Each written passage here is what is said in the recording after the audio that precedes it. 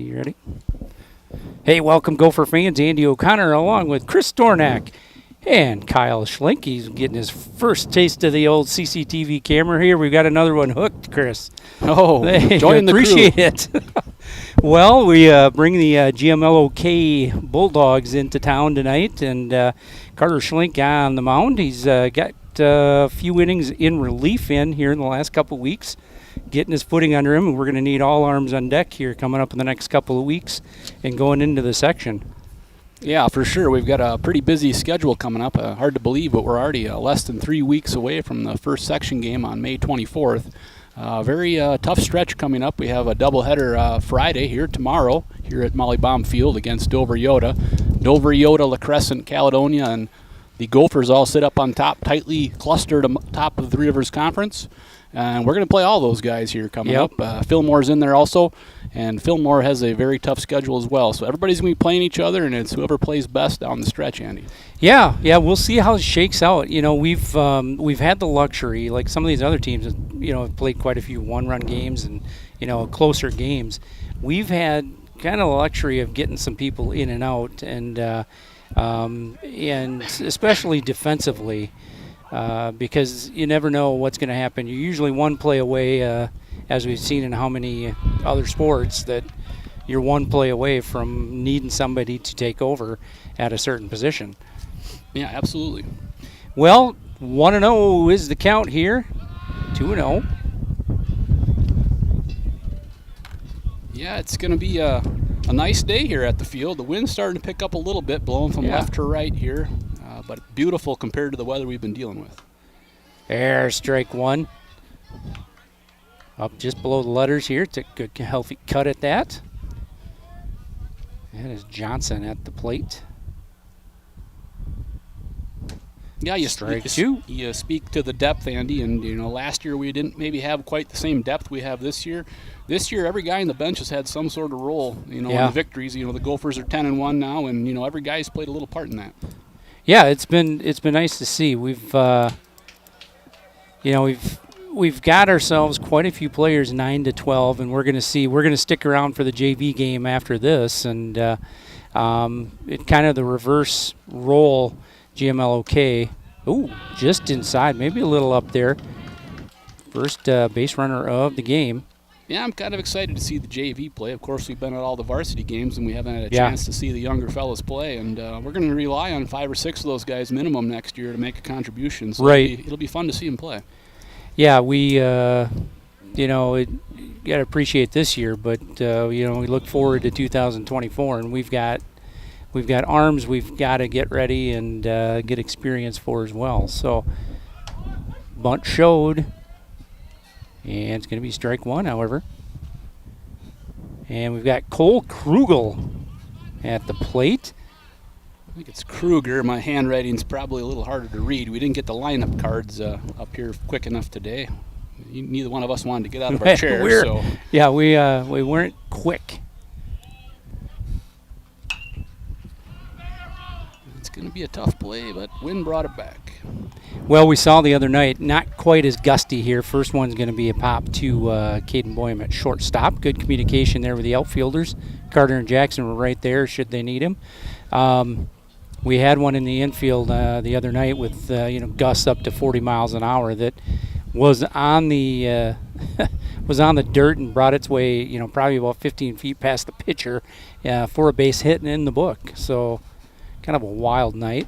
Yeah. Hey, good off speed there. It was the one play there. I think it was Carter Daniels had a pop fly. It looked like it was going to Jackson, and he turned around and almost made the catch himself. Yeah. It was crazy. Up top there, evens the count at 1 apiece. Yeah, I don't know if the Minnesota Baseball Hub's up to date, but it appeared to me that Grand Meadow here has only had 4 games. I've got to believe that they haven't had it updated. Ryan's going to catch that. Double play over there. That is timely. Rye guy moving like a cat over there is going to record the second and third out of the top of the first inning. We will come back with the top of the Gophers order Carter Daniels, Luke Carrier, and Drew O'Connor. We'll be right back.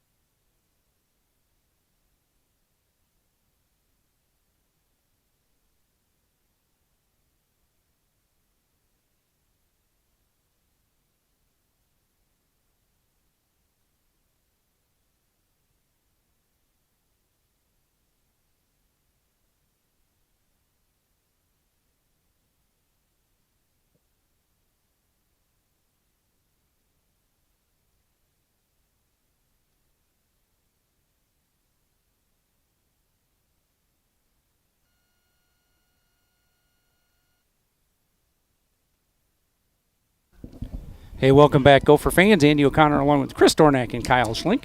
Well, Gophers here. Good start of the top of the first inning here for Carter.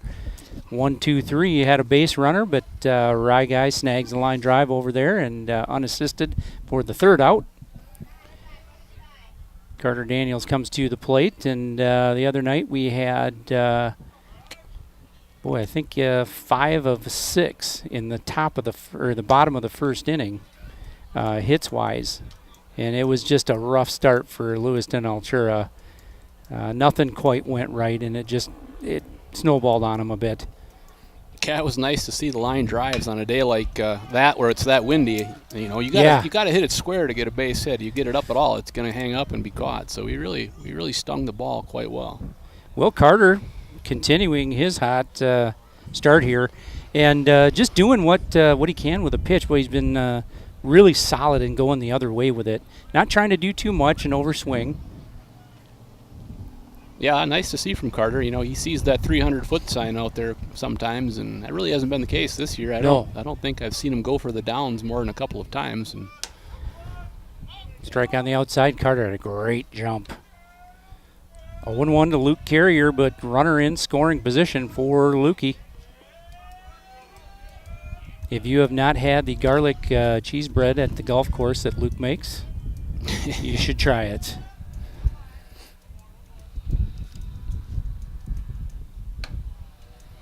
That one's going to stay up. Dallas looks to have a true zone. Yeah. He's not giving him anything. Well, give it here. At first pitch, I wasn't sure what to expect, but he's been right around the plate. Good cut, Luke. 1-2 to Luke Carrier. Yeah, he had a knuckleball in the arsenal. He threw to his catcher on the coming down throw, which I don't know if that'll be part of the repertoire tonight or not, but he might have just been messing with his catcher. Who knows? Yeah, it's that could have been a Carter. That one's going to stay up and out. 2-2. It's like a golden rule when we're going to throw her down, and strike never comes. It's always something the catcher's got to battle to work on his footwork. Whoo! Yeah, he's not giving the corner. I wouldn't say the corner, but we've seen that called a strike quite often this year. But well, he's got a day he might be out actually enjoying it tonight with the weather. So yeah, we're not at 49 degrees and 40-mile-an-hour winds. So good at bat for Luke Carrier here, sitting at a full count. And he has fouled off 3 pitches now as well. So something Luke, he's looking really comfortable in the box right now. Another foul ball. Ooh, heads up, family.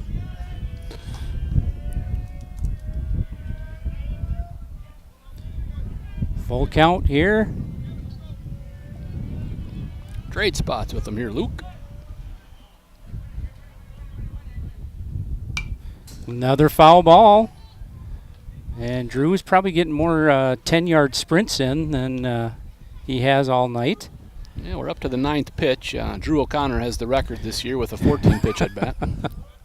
Yeah, it was kind of funny. I went back and watched that one. It was just about 6 minutes and 12 seconds of an at-bat. Lukey, nice job cutting that one down the line. He did win the bat, for the record. He got that one, that's for sure.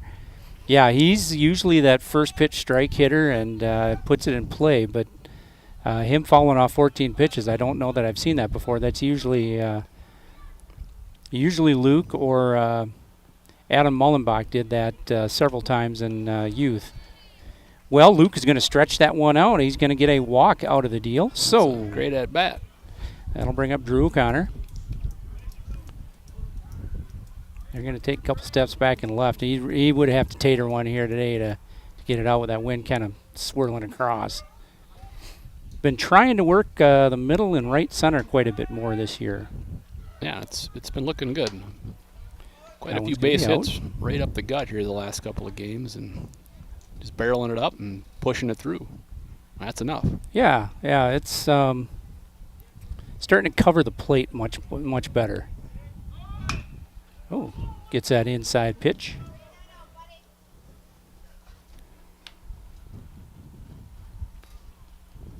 I'd like to say a good evening to Mr. Paul Trendy here from the Fillmore County Journal.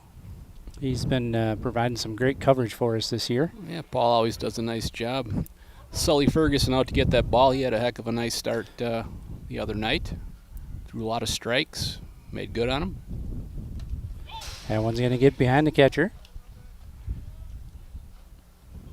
Just barely got under his glove. Probably needed to make sure he got himself down a little further and funneled her up into the chest protector. From a couple of backstops up here, though, it's kind of the armchair. That's a good There's swing. that cut over there to right field, and he's going to bring the run. Not quite sure why we didn't take third, but got the run. That will be the first out of the inning. Good cut over there. He hit her hard over to right field. That'll bring in Carter Daniels. However, the Gophers are going to strike first. That will bring up Cale's shot. And Cale's been swinging a hot bat. Yeah, he's been hitting everything hard on the barrel.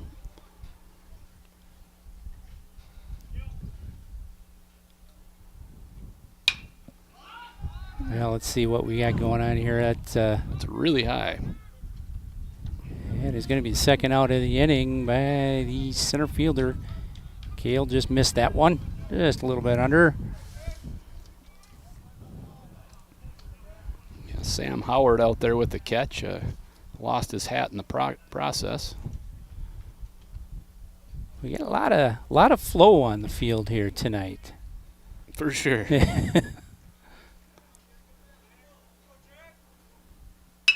Jack, nice. Pushes that over to right center, and Luke's going to come around from second base. I like that swing. Not trying to do too much. Take the pitch where it goes. It's a good swing. RBI for Jack. Luke comes in to score. Well, we're going to get Nathan Allen to run. Nafy's going to get out there. A little base hit action from Jeremy. No, Jeremy. I haven't checked the Itasca record yet again, but well, I was on the baseball hub again today and looking at some of the northern high schools, and a lot of those teams have still 2 and 3 games total. So I don't know if the snow is still. I'm guessing it's gone. Oh, nice. Nice hit, Caden. But it's probably maybe a little wet up there still, is all I can figure. Well, they had they had 2 foot of snowpack when we were thawed out down here, and then now they've got to worry about that flooding, and I don't know if everything's crested there for them or not, but they're going to be playing 2 5-inning double headers a night for the rest of the year, I think.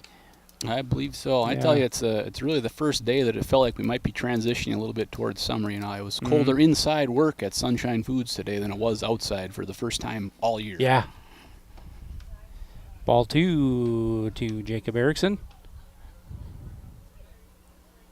Jacob's at second tonight. Wide open right side. And nice job. Put it in there. Nice swing.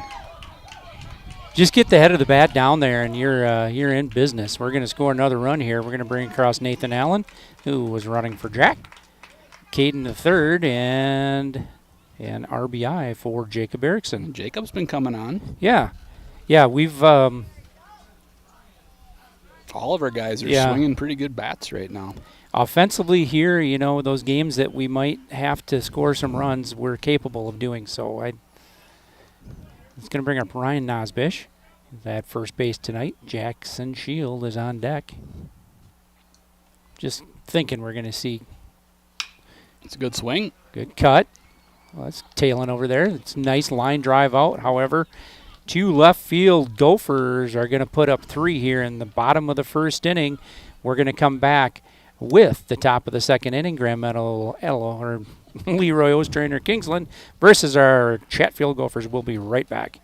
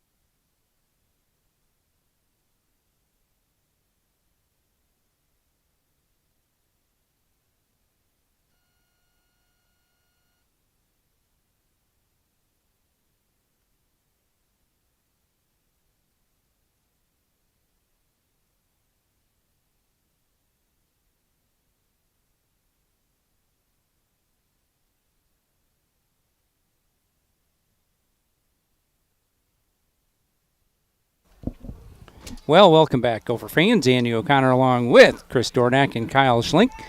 Well, we go to the top of the second inning. Gophers played in 3 in the bottom of the first. So Carter goes to the mound with a 3-run lead. Check swing, foul ball.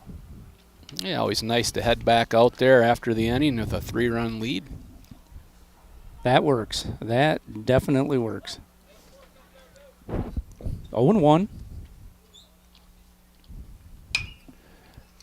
High fly to left field. Carter Daniels is in chase. Makes the catch. First out. Couple of pitches for Carter. That's the way you want to work. So we've seen here, we've got some innings for Carter, and it's his first start this year, right?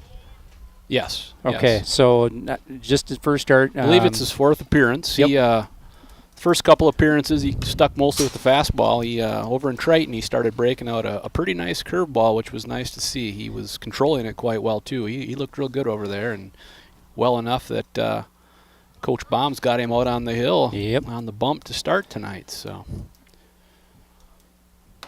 Oh, good. Took a little bit off and went in the inside corner. Nice. So 0-2 right away. You know, we talked about pitching. We brought in Carter Daniels to finish that off the other night in Triton, and he threw maybe 9 pitches. Good breaking ball on the outside. Is going to get his first ring up of the night. 2 down right off the bat. Yeah, Carter's job tonight is just come in there and dial in strikes. And, Yeah. The rest will take care of itself. Throw strikes. You got D behind you. We were about 920, 924 for a fielding percentage as of Tuesday night. Good breaking ball. Kind of backed him off a little bit. Stays up. It's going to be a ball, but that was a good purpose pitch.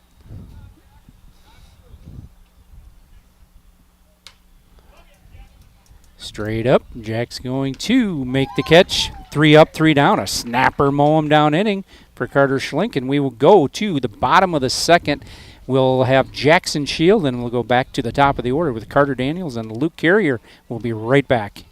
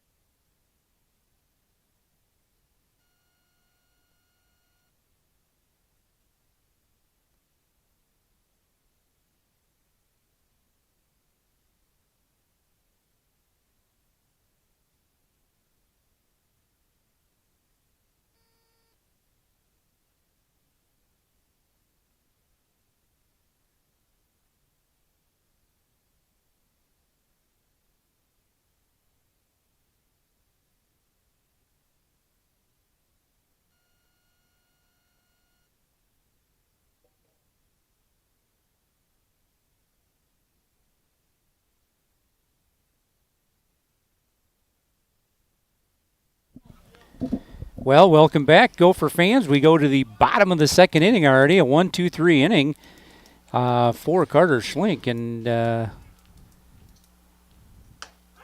strike one right down Main Street. Jackson taken. And another one here. Jackson starting to get in the groove a little bit at the plate. Yeah, I've been pulling the ball hard. That's going to stay outside. 1-1. Yeah, Jackson's our one hitter here who kind of closes up his stance, a little Stanton style from the Yankees. Not quite to that degree, but he likes the ball to kind of come across the, that's going to get out of play, middle outside part of the plate, and unconventionally he likes to pull the ball hard right there. He doesn't like it in, but if it's right there, he can really smash it.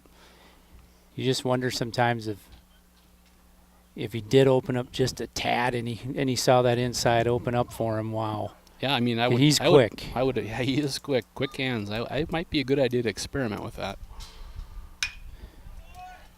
That's a good hit. Well, we want to experiment with that.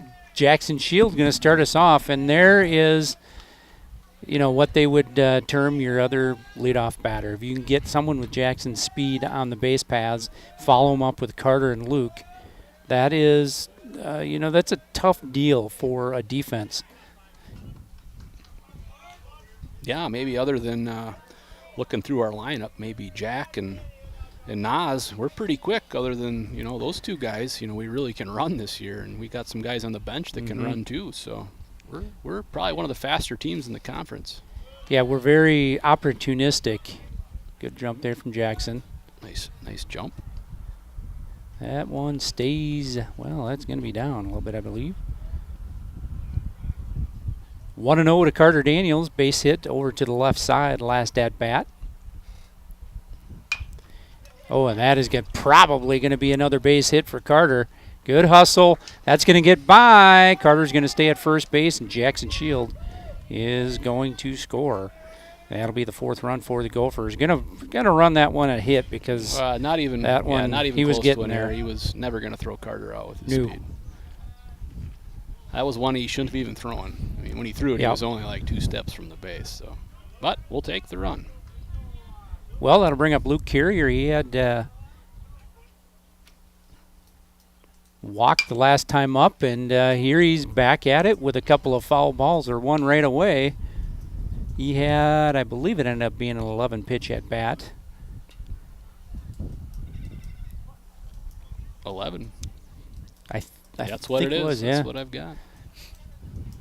Carter with a good lead at first base to the cut. Oh, nice jump. Yeah, even if he has a good pitch to throw on, I don't know if he gets him on that one. Carter's gotten caught twice this year with a lean.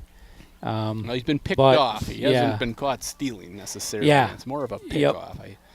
I like to differentiate between the two, and I don't believe we've been caught actually stealing once all year. We've been picked off a couple times. Yeah, I don't think we have either, honestly. Well,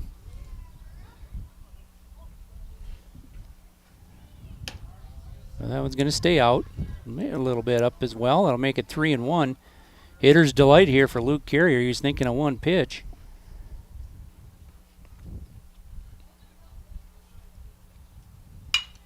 He's going to go the other way with it. Bobbled it short. And he is going to make it to first. Luke was actually taking the turn like he was going. I don't know if he saw that Carter was in the line of the ball. So he didn't see that. Carter's going to advance to third base. And I'm just guessing we're going to be running here with Luke. Another base hit. Yeah, get him in scoring position. Let Drew do his thing again. Worst case, put it out there in the air somewhere and get another sacrifice fly. That one's going to stay up. They're just going to throw back to the mound. Runners on second and third now. Nobody down. Gophers lead 4-0. Kind of threatening to break this one wide open. Good cut, trying to go the other way. I think the wind's light enough that if he gets one up in the air to left, it's going to go tonight. It's dying down just a hair. If he hits, if he hits that line drive, well, I see Braley's car sitting over the left field sign. Ooh, nice prom gift.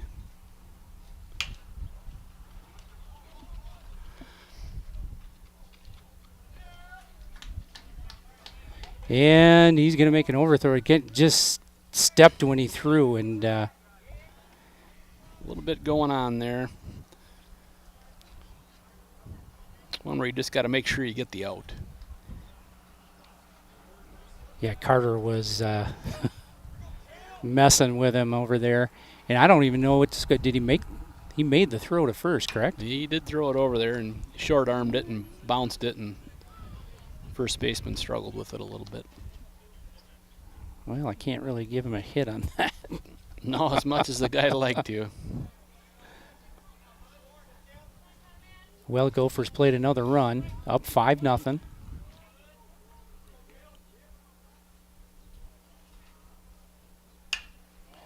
Oh, that's going to get down.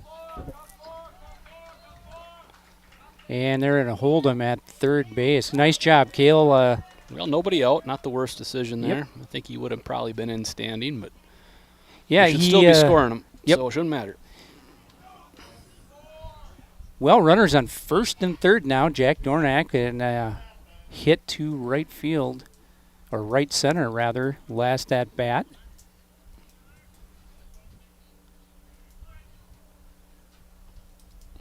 Get Cale into scoring position here.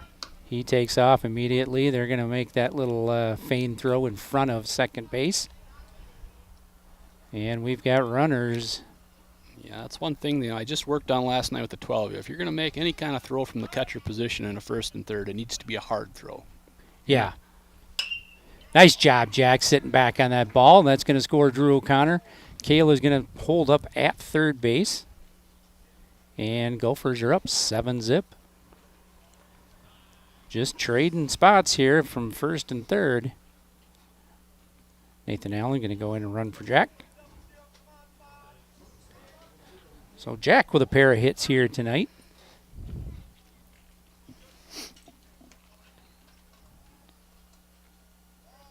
We got 00 and 99 out there. 99. Oh, Nafy. Well, nobody down here in the bottom of the second inning. Gophers up 7-0. threatening to tack on a couple of more. Caden with a base knock right up the gut last time. It's good base running, Nathan. Well, runners second and third once again. She's been the norm. It's deja vu all over again. Caden's going to go to the right side. It's going to be a sacrifice fly for Caden. That's a good swing. Kale, full bore to the plate. He doesn't have another speed. No. It's just no. It's ahead. I can tell you, you do not want him boring down on you. He will not stop. No, it's going to have to be an immovable object for him. Well, good sac fly to right field there. Jacob going to ground one over to third base. Oh, we're having some issues with some footing over there. No throw made over there.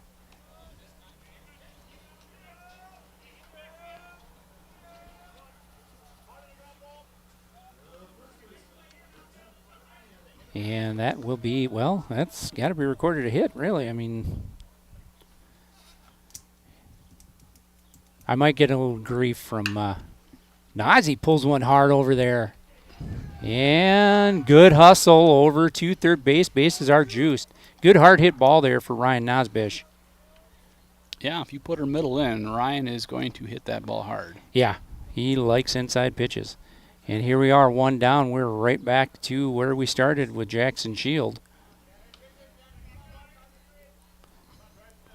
Nathan Allen over at third base. Jacob at second. We've got Ryan Nosbish at third. Oh, right back. There's a happy fan. Strike one. Good cut, Jackson, right on her. And we will move into the next column on the scorebook.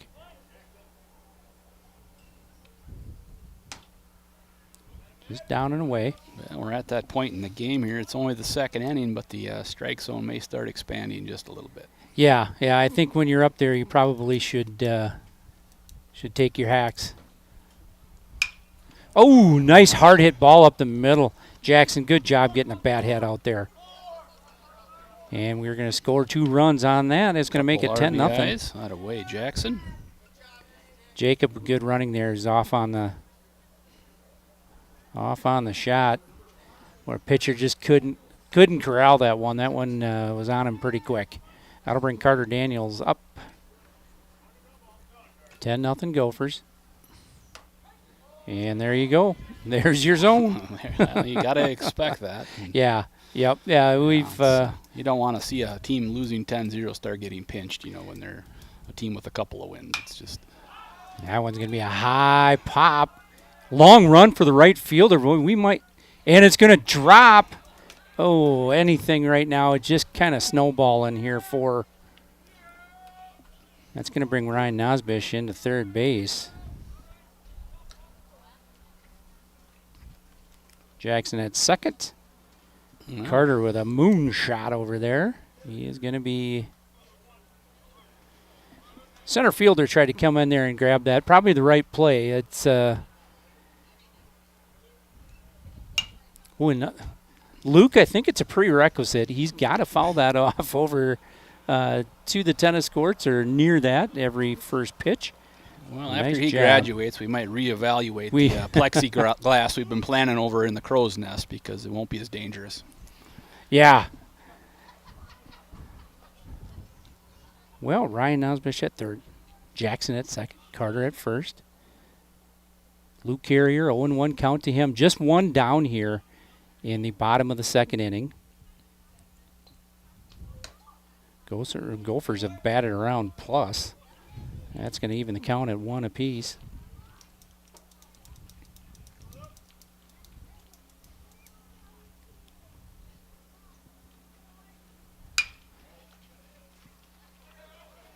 Nice job knocking it down, but Luke runs too well. You're not going to get him. Ryan's going to score. Jackson's going to score. And that'll make it 12-0. Yeah, just one of those deals where everything is going wrong here for the Bulldogs now. They're going to get we got 6 errors on the inning, so that's makes it tough.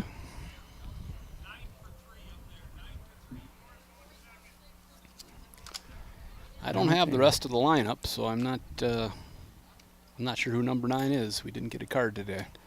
Well, we're semi-unprepared. Well, just one down here in the bottom of the second inning. And, you know, we look and we talked about numbers earlier, and I think you mentioned we have, is it 36 from 9 to 12? We have 36 players in our 9 through 12 program. I mean, we look over on the GMLOK sideline, and we're talking playing that 4:30 and 6 o'clock games so they can kind of go, pony on top of each other for players. So you've got a lot of young players playing both varsity and JV, and you've got to, hopefully you got those kids that have got the right mindset and said, hey, we're going to take lumps, but we just need to find positives in every game and situation and just keep moving forward. Yeah, I mean it's tough kind of on both sides of the battle because you've got our JV who've pretty much been 10 running everybody, and not that they're a bad squad because they're an excellent squad, but they're not going to have a lot of trouble when most of the better 9th and 10th graders are coming up playing varsity on the other, not every high school, but several of them, of course. So yeah, we've really we got a luxury of having plenty of kids in the program in general, and we've gotten quite a few 9th grade games this year. I think we're playing roughly a dozen this year. They had a tournament this past weekend. I think we're up in Pine Island today. Yep. Coach Johnson's going to take him back to his old stomping grounds. I haven't been up there to play a game, but they did a lot of work on that field up there. I'd like to. I don't know if the Legion goes up there this year or not. I'm not sure, but that's a nice field. Well, they've done some great improvements here in that school district, and I haven't played up there. Oh, geez. Have we played up there in the last 3 years? I don't think we have. We played Pine Island a lot, but never there. Rained out on all the games that were scheduled there and never made up. Yeah, and this year it's going to be more important to make up all the AA games because everything's so tight right now. Well, runners on first and third. Once again, Daniels and Luke Carrier on the base paths. Drew O'Connor back up to the plate again. We'll see if he can't find an inside pitch. It's going to get out of here. It's going to be strike one.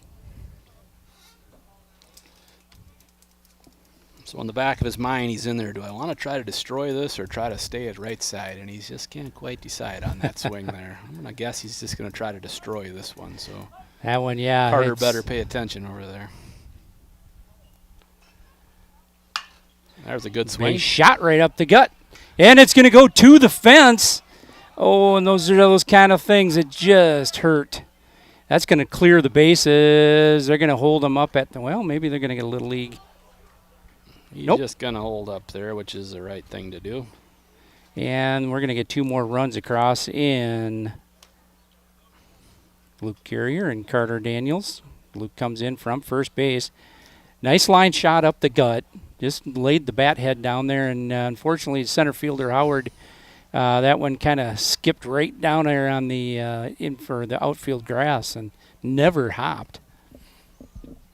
So that's going to be first triple, actually the second triple for the team this year, and a little bit of an unlikely character over there at third, but Kale. He was thinking hitting her hard right off the bat there.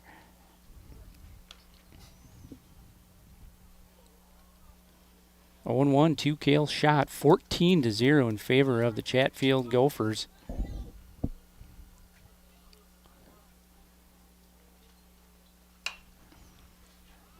Kale turning on that in the inside again.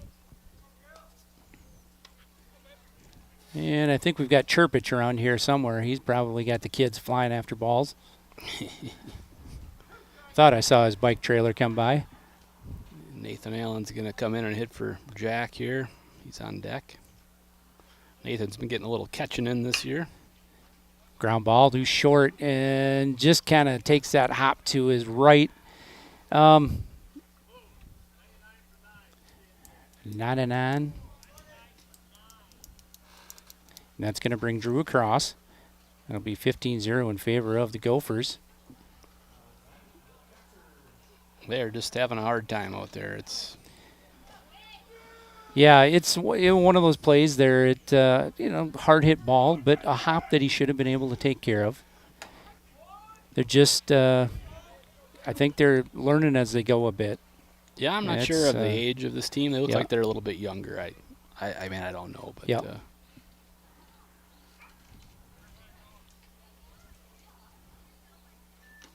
Well, that one's going to be down, blocked. Going to even the count.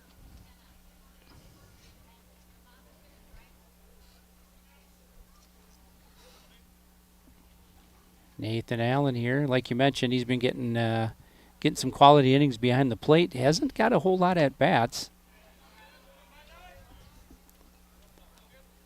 Well, we got to play through 4, right? So. Yep. Going to get at least a couple tonight. 1-2 to Nathan Allen. Gophers up 15-0 in this one. Just the bottom of the second inning. Nice job going that way, Nafy. And Kale's going to pull up at second base. Not taking that extra one there. We're going to go station to station now. Good piece of hitting there by Nathan. Just laying the bat head down there and going over to that right side.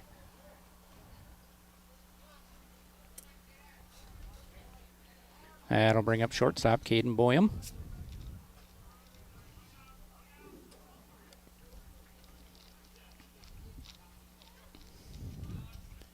Well, as you mentioned earlier, a nice evening for baseball.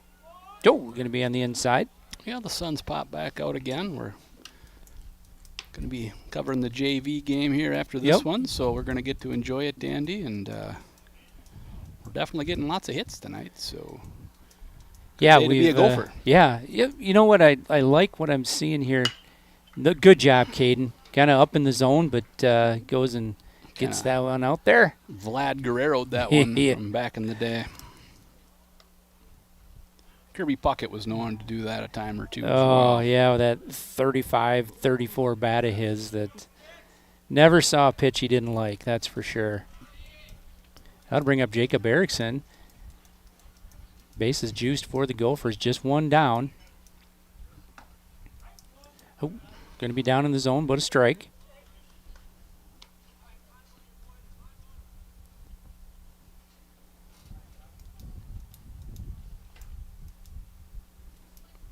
Caden Volt's on deck here. He's going to hit for Ryan Nosbish. Inside. Yeah, good at bats here for Jacob. I was going to mention earlier here, we've got a couple of pitchers from Grand Meadow that, probably don't throw as hard as what we see, but Jacob ground ball over to third. Boy, took a big hop on him and no play. Just ate him up right away. That last hop just got into him. He's either, got to get up on that or, take that step back and just get one out. But we're going to score another run in Kale's shot. Yeah, they're kind of picking on him over there. He's having a tough go of it. When it rains, it pours kind of deal, and it's hard to get the confidence back until you make a play. Well, you just hope they keep working at it. It's just that one's going to be pass ball.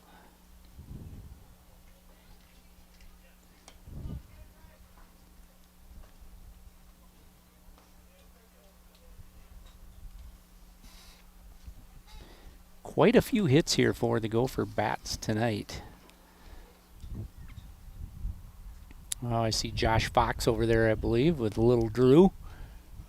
Oh, lost the grip on that one.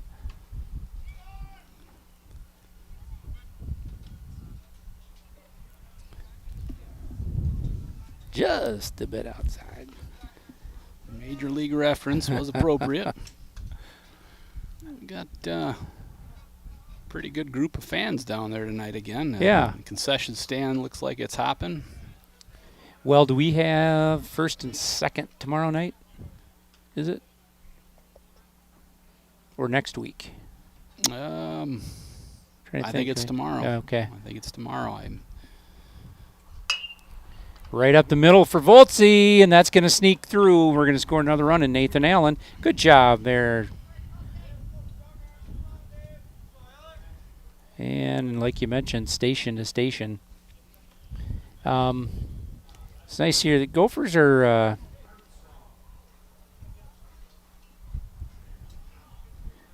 staying back on the ball here very well. Yeah, they are. You're not popping up tonight, are we? No. We've got Alec Armstrong's in the bat here for Jackson. Jackson Shield, yep. He's going to come in for him. Suspect he'll go out and play center.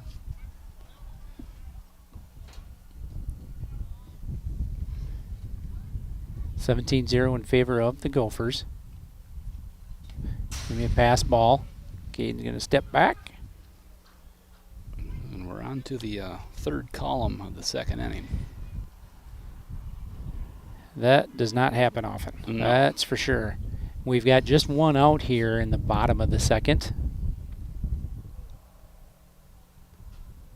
Alec Armstrong at the plate. That's going to be high over his head. He's going to get down. 2-1.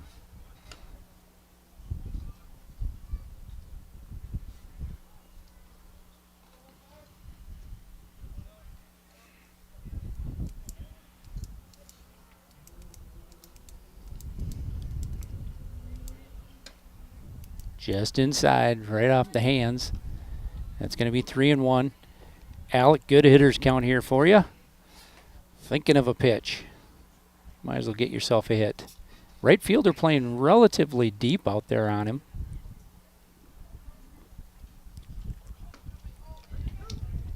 And that one's going to stay down in the zone a little bit, but that's going to be a strike. Good save with the pencil there, Chris. Yeah, that one almost went. I already lost the pen out the front, so that was a little trick move. Going to go that way with it, and that's going to be the second out of the inning. Nice job pushing that run across, though, for Alec Armstrong. Yeah, I'll get the RBI. Caden's going to come across to score. Runners are going to move up. Braden Horseman into the game here for Carter Daniels.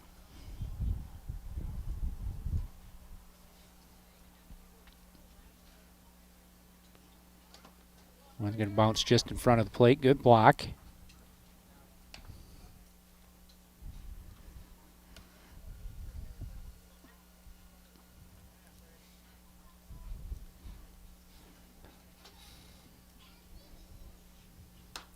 Good cut there, Braden. On the inside, that's going to get called a strike anyway. Runners on second and third, 2 down. Gophers up 18-0 big in this one.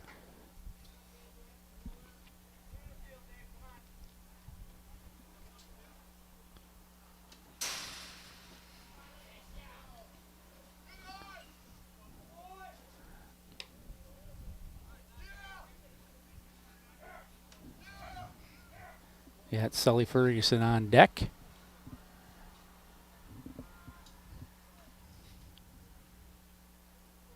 And I'm assuming here we're going to see good cut. Here we go, Braden. Hang in there. Evens count at 2 apiece.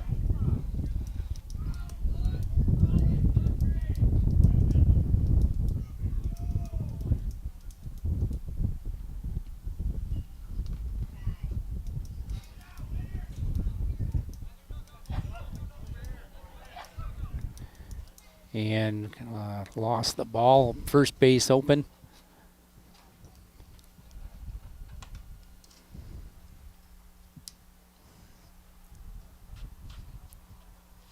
Well, probably going to see McGill at some point as well in the Yeah, I wonder if he's going to continue to throw Carter or get somebody to get some reps out there. I'll be curious to see who comes out. Good job, Braden. Way to hang. Good job. And you know, we talk about this here. We've you got to get your own cuts. Really, you only get so many cuts in practice here, and also game reps here. This is important for Braden because Braden's another one with good wheels that would be very nice to have him on base. Oh, yeah, that's going to stay on the inside. Good job coming back in that at bat. Well, Andy, the tally on the inning, and I don't know if I'll ever get to say this again, we had 14 runs on 10 hits and 10 errors. That is not the combination that I would normally think of. Oh, that'd be a 3 or 4 game tally potentially. Exactly. Well, Gophers lead big in this one, 18-0 after that huge inning. Just nothing quite went right for the Grand Meadow Leroy Ostrander Kingsland Bulldogs. We will go to the top of the third inning right after this.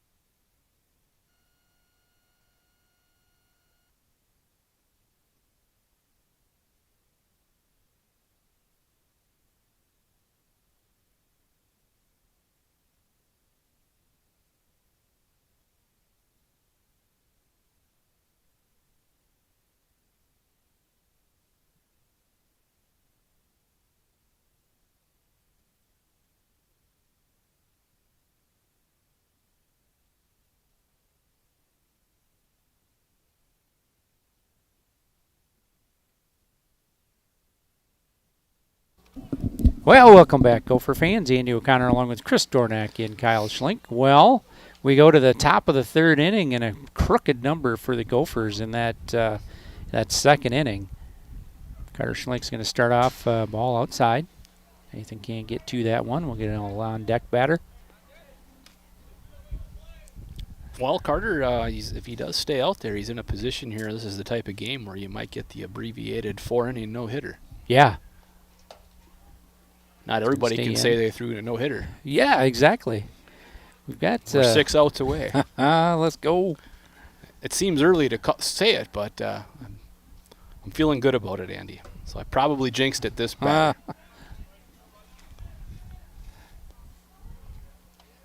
Well, he's only had that walk. He had that walk right away, and that was it.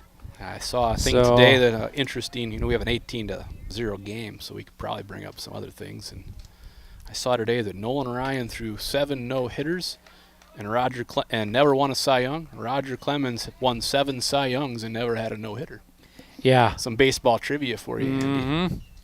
Yeah, I just fail to understand how Nolan Ryan never won one, but that guy was a bad dude. He was well, they have that Facebook documentary on Nolan Ryan. They kind of detail that a little bit. I'd recommend that if someone was looking for something baseball oriented to watch, and a lot of time you can kill on Netflix.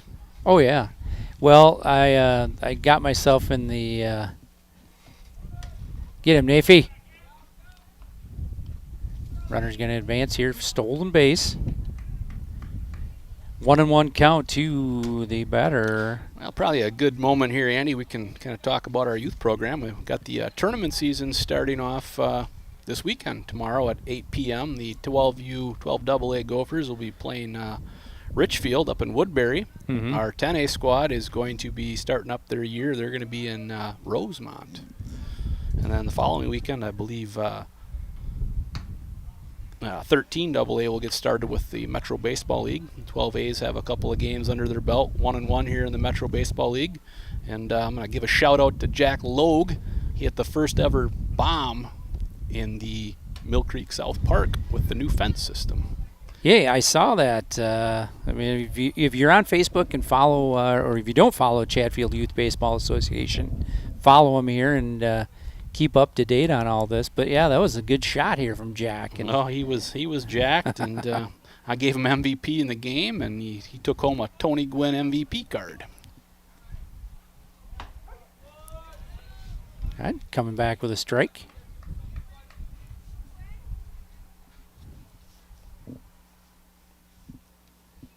Well, we've got prom this weekend. Grand March, I believe, 8 o'clock. I think, as far as I know, we will be live for that. Fly ball, center field. Cole Johnson ranges back. There you go.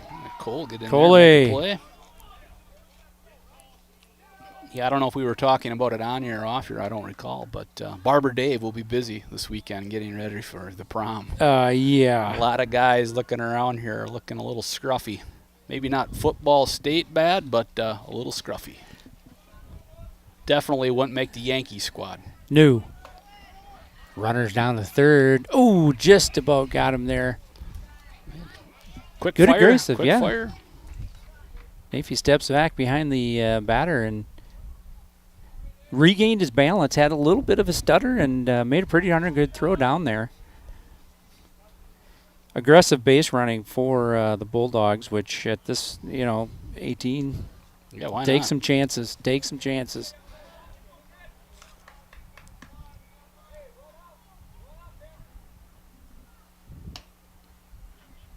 Ball outside, going to even the count at 1-1.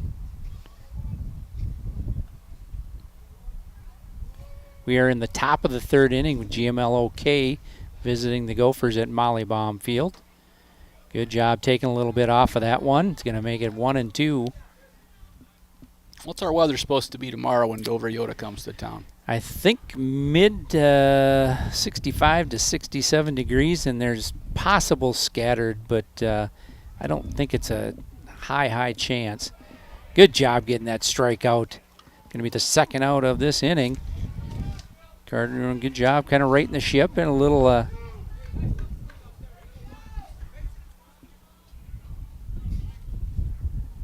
Let's keep these runners on the bases. Let's not get them. Anybody's crossing the plate here. Keep the shutout intact. fly ball there. Center field, Cole Johnson. Talk, guys. Their job. Good job. Cole. Coley, the defensive stopper. No hitter preserved. Perfect. Here we go. I don't know. Is it jinx it if the announcers talk about it? It's only in the dugout, right? Yes, yeah. We can yeah. talk about it all we want up here. So it'd be like somebody going over and someone's in the ninth, has a perfect game going through the ninth frame, and they go over. Wow, you're bowling great. Split 10th and.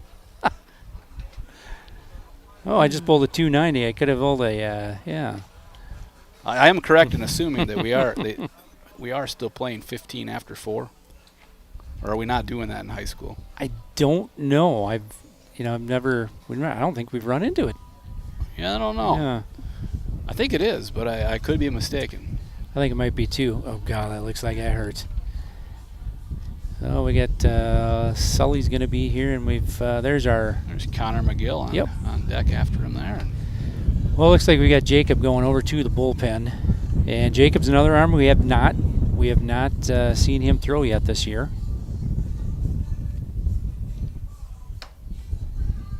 He had that knee injury last year, and yeah,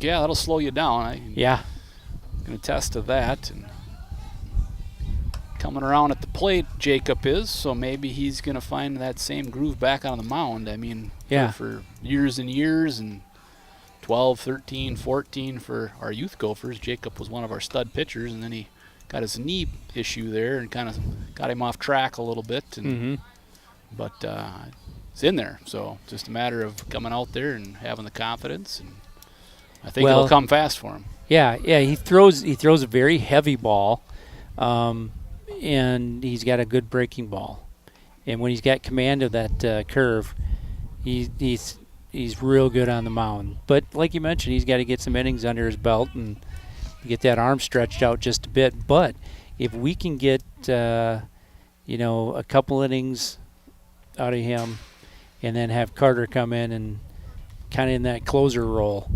Yeah. Throwing that little smoke with a different, we've got a lot of different types of arm motions in this staff right now. And can kind of play a little bit with some batters up at the.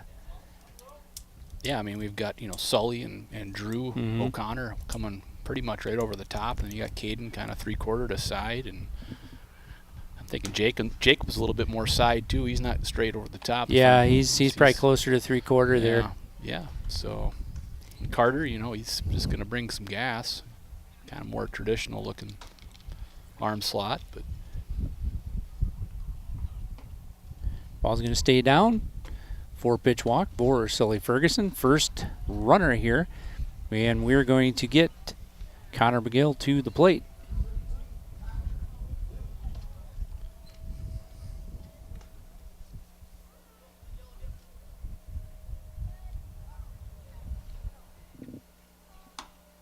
Ball's going to stay up and out. I'd like to see Connor tag one here too. So I'm going to be curious to see who's catching, if Connor's coming in to hit for Nathan. Well, I think he is hitting for Drew. Oh, I'm way off here. I'm way off on my scorebook because of the 3 second innings. Yeah. It's that's usually my line. Yeah, Craig would not be proud of me here at all. We get talking about Netflix and the youth baseball and. Yep. So Sully's in there. Luke's spot, and Connor's going to come in for Drew.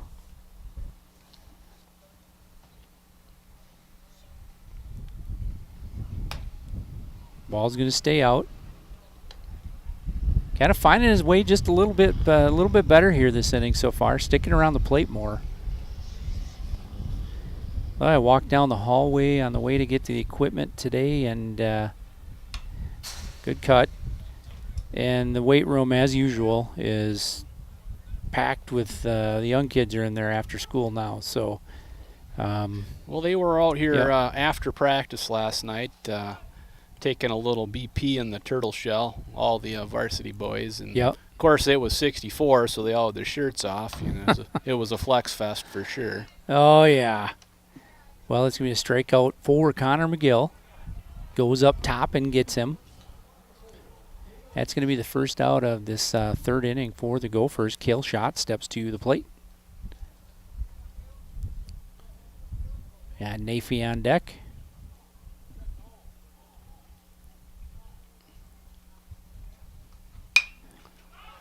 Kale with a high pop up to the shortstop, and that's going to swing just a little bit. Yeah, get back there, Sully. There you go. It's going to be an F6 for the second out of this third inning.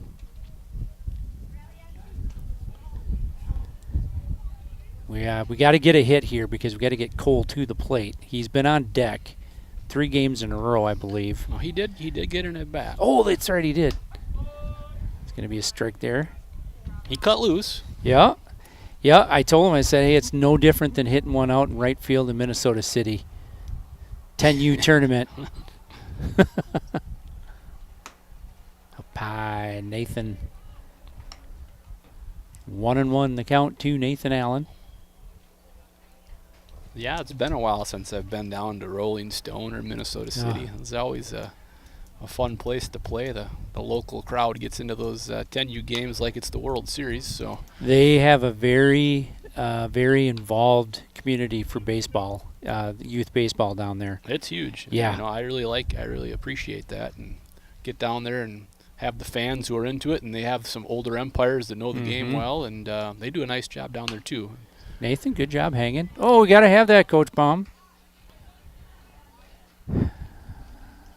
We did a wood bat tournament in Goodview last year. They're going to hold that down at the end of July every year going forward, and that was pretty fun for the 12s and 13s. And well, I'll do that again this year. Yeah, it's the bat technology is even with wood bats is much better. However, wood bats do not lie, and they do not. No, it's always good. If you got young players to say, why don't you take your first couple of rounds of BP or T work with your wood bat and just make sure you're feeling good with that. Then everything can go from there. That one's going to stay down and out.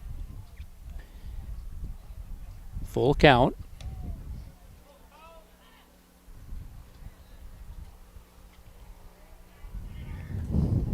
I think Nathan's going to hit a gap here. A nice double down the right field line. Well, maybe he'd kept it at a single. He wasn't. High pop fly over the first base side. That's going to drift quite a ways. Second baseman going to make that play. Good job. That will be the third out of the inning. Gophers strand one. No hits that inning. And we will go to the top of the fourth inning.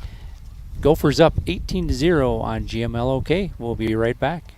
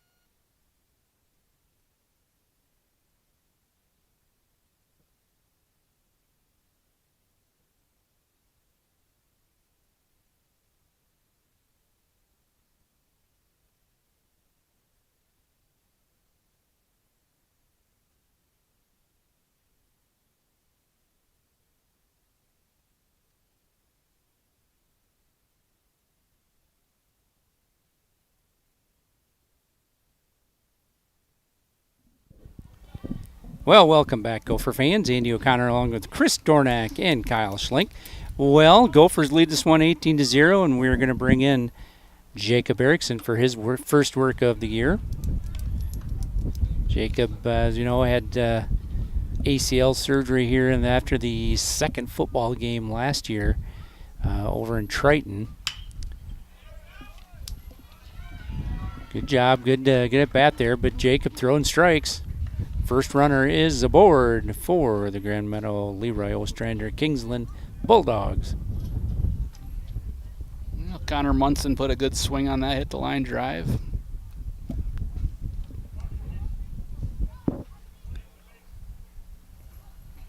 Made a nice play out at second base, too. Yeah. That stuff carries into the batter's box with you. Jacob stays up high, strike one. How many times have you seen that? Center fielder makes a diving catch, is the first one up, and hits a double in the gap. It's a shot, yeah. Yep. Well, I guess I better check Shields to see if they got that 33-30 still. Nathan, good throw down. Oh, nobody at the bag. Come on, guys. Good jump. I think he was going to get there anyway, but Nathan got rid of it quickly. We got Kale at short. I think Caden usually covers, so maybe they just probably didn't talk there before that. That's all right. Lesson learned. We've got 2 strikes, however. Jacob's going to try to come back with that breaker. Stays up. Yeah, when he's got that on, it's got a real good tight rotation right at the batter's hands and just kind of falls off. Yeah, I mentioned I'd caught a bullpen for him in Triton when we were off air, and the ball just hits your glove hard. It's a different type of ball that he throws. Pulls it down on you. Yep. So I mean that's tough to get that. I'm guessing he's going to get a lot of ground balls. Yes. Yep. Well, we had him throw a lot of innings when 12s through 14s and through junior legion as well, but he hasn't gotten that varsity experience yet. So the next couple of weeks are going to be pretty important, I think, for him. Someone may need to step up. Drew Schindler kind of going down with the ankle here. We got a gap we need to fill in. Well, 2-0. That one kind of stays up. And I think Jacob, I don't know if he's going, it's going to go 3-0, but I don't know if he's going with that curveball, often. Looks like he's probably throwing a little more of a change than that curve. But that strikeout pitch he had, runner to third. Yeah, Nathan had a little bobble, might have had a chance there. But when you're up 18-0, you're really not holding that guy on at second. Yeah. And if he wants to take third, it's just fine. He can take her. Yeah, I'm looking around the diamond here, Andy, and I never really saw Cole play much, but every other kid out there has pitched. So yes, we have guys who can pitch. I think Jacob just needs to. Now, did Cole ever pitch back in the day? Cole did pitch a little bit, yes. He's kind of a little bit of the rubber band man. Ain't long enough, that's for sure. Oh, yeah. Runner goes. Nathan throw down. He's going to hit the runner, and that's going to score GMLOK's first run of the evening from third base. Well, he evens count at 1 apiece.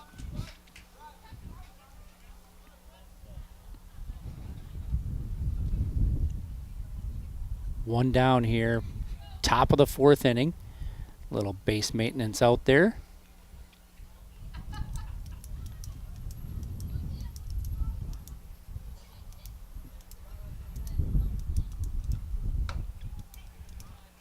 Yep, just those things here that Jacob's getting back into the swing of things and getting his body and mechanics back into shape.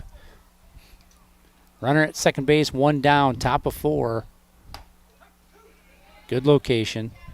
A little bit of movement on that throw. Yeah. Well, 2-2. One down here. Top of 4. Nice job. Yeah, and that had a little bit of tail coming on the inside he inside went, corner as well. With a couple shake-offs, so he went with option 3 there, and whatever it was, moved in pretty well. And you can hear, like you mentioned, it's a little bit different pop in the glove, not that snap. It's more of a thud. Nice block, Nathan. Away, Nathan. Well, 2 down, 2 strikeouts here in the top of the 4th inning. Gophers still lead this one 18-1.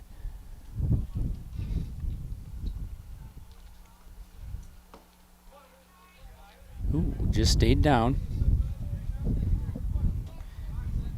It's all right, though, Jacob. Kind of work down there and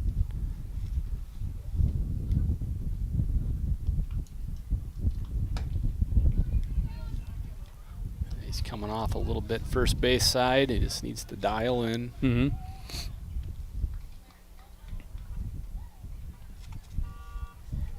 Yeah, and we talked about it here. He came back from that ACL, and then we good job. He came with that little breaker on the inside. And then we went to the firecracker tourney, and he was in left field and dove for a ball and rolled over his hand and broke a couple of. Unfortunately. So it just, he had a tough. Stayed inside. Yeah, that's going to be a walk. We're going to have runners on first and second. 2 down, however, in the top of the 4th inning.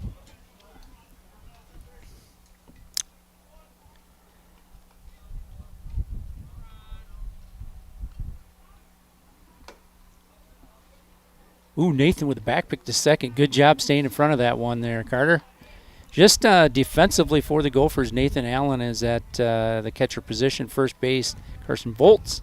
Second is Carter Schlink. Shortstop is Cale Schott. At third is Sully Ferguson. Left field, Braden Horseman. Oh, nice job going on that outside, Jacob. Center field is Cole Johnson. And in right is Alec Armstrong. On the mound is Jacob Erickson.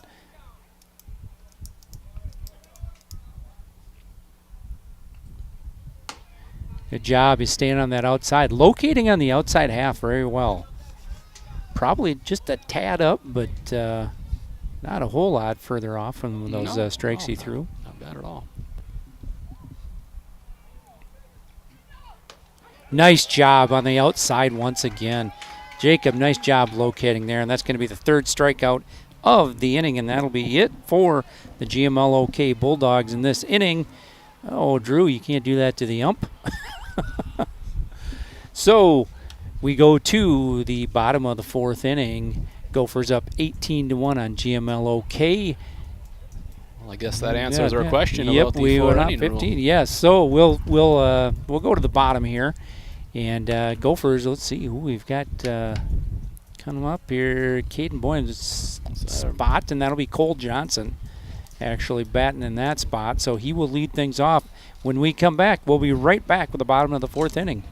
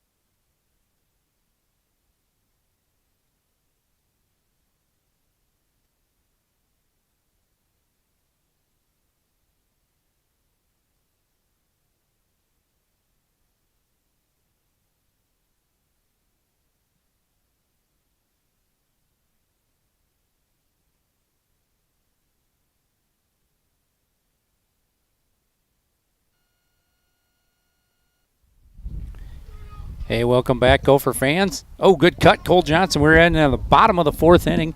Cole Johnson has been in center field. He is going to come for his first at-bat of the game. Gophers lead 18-1 over GMLOK. Good cut.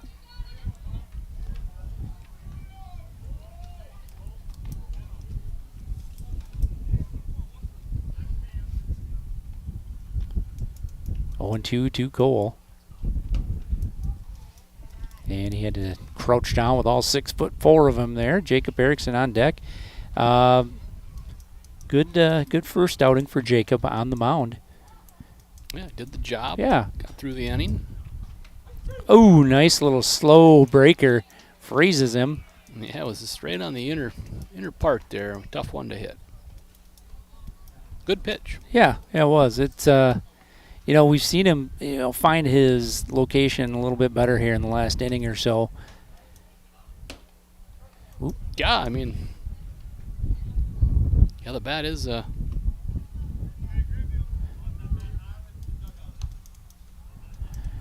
well.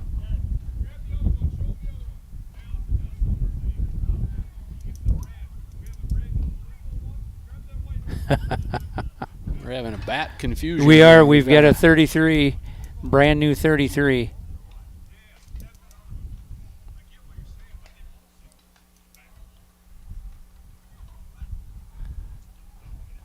I think Effen's defense just was all of our bats sound bad, so they're okay. Yeah. I hope they don't.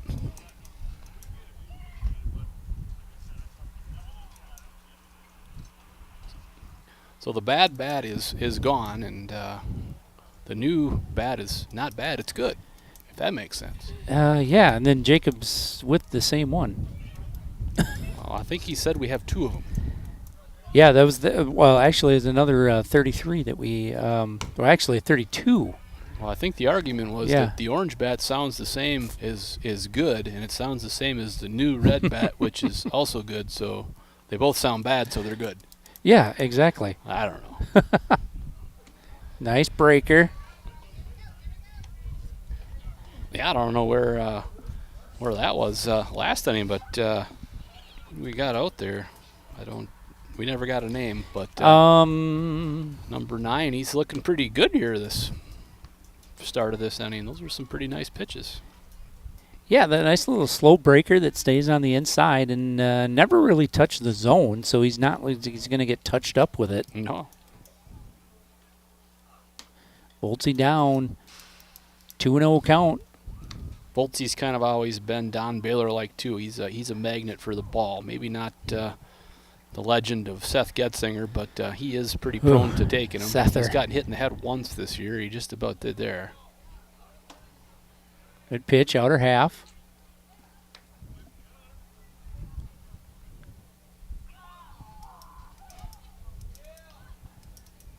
Well, 2 outs here in the bottom of the 4th inning. Oh, foul tip.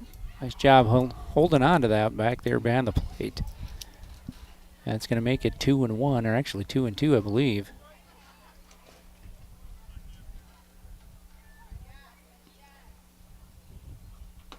And there's that breaker again. Nice job. He used that on all 3 batters to take him down. Inning. Did a nice job there. Well, that will do it for the 4th inning. Gophers still lead this one 18-1 over GMLOK. We go to the top of the 5th inning with the 8-9-1 batters for GMLOK. We'll be right back.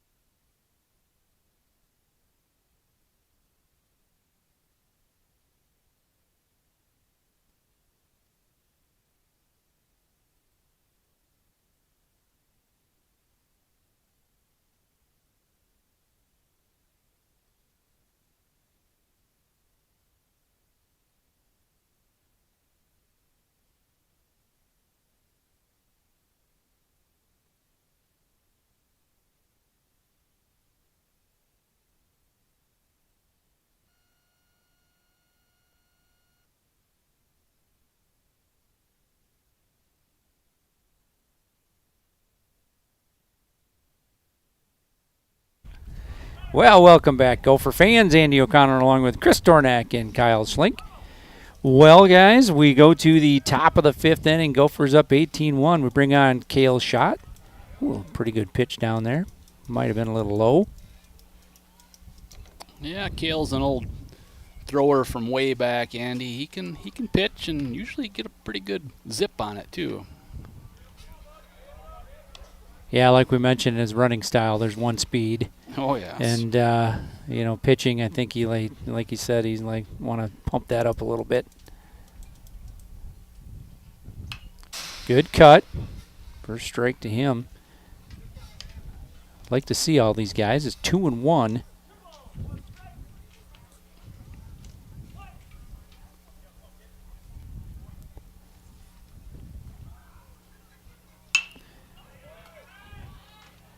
Goalie, stay down. Attaboy. Stick with it.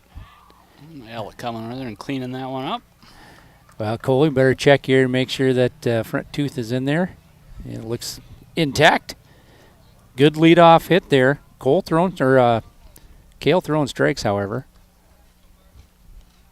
And I know it's a broken record, but more arms is a good thing. Good block there from Nathan, right in front of you, buddy. Yeah, Cale will make you work back there behind the plate. Always has.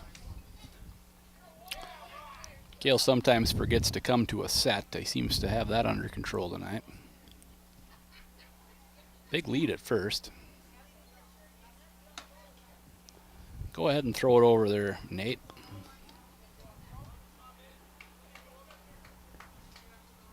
Well, nobody here. Top of the fifth. Gophers up 18-1. I think we're going to see him take off pretty quick. Good job right down Main Street.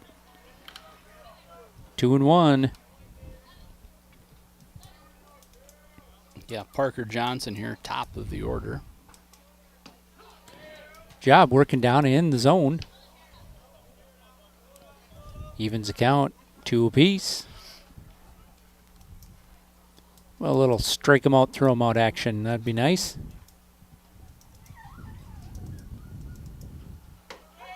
Nice pitch. Yeah, dialed it up a little there. Got the strikeout. First out of the top of the fifth inning is a strikeout from Cale Schott. Well, I've been gunning the boys all year, Andy. I'm not always telling you. What do you think the hardest ball that I've tracked this year is? 83. Yeah, Nathan struggled a bit to get that one.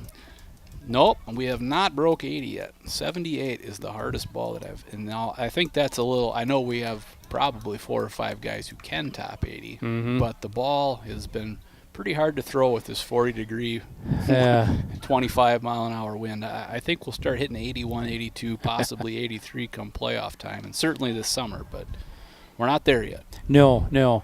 Yeah, and it's one of those things that's,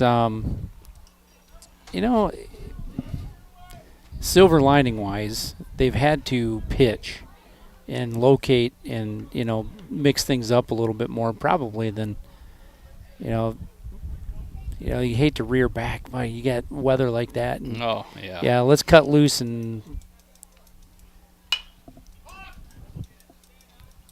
gonna be a pop run. They're not gonna get to it. New life. Yeah, that's a play that a lot of amateur players struggle with. A play that's you got to get on your horse right now, get the top speed as fast as you can. You can't assess it as you're running. You got to hit top speed out of the gate, or you're never gonna make that play. Right. Yeah, and until you hear somebody call you off, you're there. We've struggled a little bit with that play this year, dropping in there and knowing who's got priority, getting to the ball on time. Whew. Nice pitch there, Cale. Gonna go 0-2. 1 down, top of the fifth inning. Gophers looking to close this one out. Jacob comes up on the one short hop over to Volts. That's going to be the second out of the inning. Boy, kind of an odd location for that one to fall in there. Jacob just had to come up and fire to first on that. Yeah, he did a nice job. He wasn't going to get 2. He took his time, and he got the sure out. Well, 2 down, top of the fifth. Cale Schott on the mound. Second and third. Starts him off with a strike right down the middle. I've seen Cale throw pretty much since about 3rd grade, and he's throwing pretty easy for him tonight. He's got a lot more in the tank if he lets loose. Oh, and he goes with the breaking ball. That stays in, but it is called a strike. We're 0-2 and just down to the last strike for GMLOK. Let's go to the outside here, Cale. There you go, Nafy, set up out there. Good job. I don't know if he's really throwing a straight fastball yet. Either that or these are all 2-seams because he's getting a lot of lateral movement on all these pitches. It's the way his hand is coming through that. It's he's putting a little tail on some things. Good, outside. Evens the count, 2-2. And let's see if we can't get a payoff here for Kale's shot.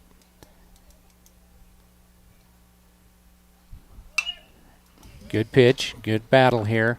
Good job hanging in there. 2 down, top of 5. Gophers up big in this one. Want to give a shout out to our friend Mr. Drew Schindler. Hopefully he's watching on YouTube today. He is recovering here. He had surgery on Monday. Good stop, Nathan.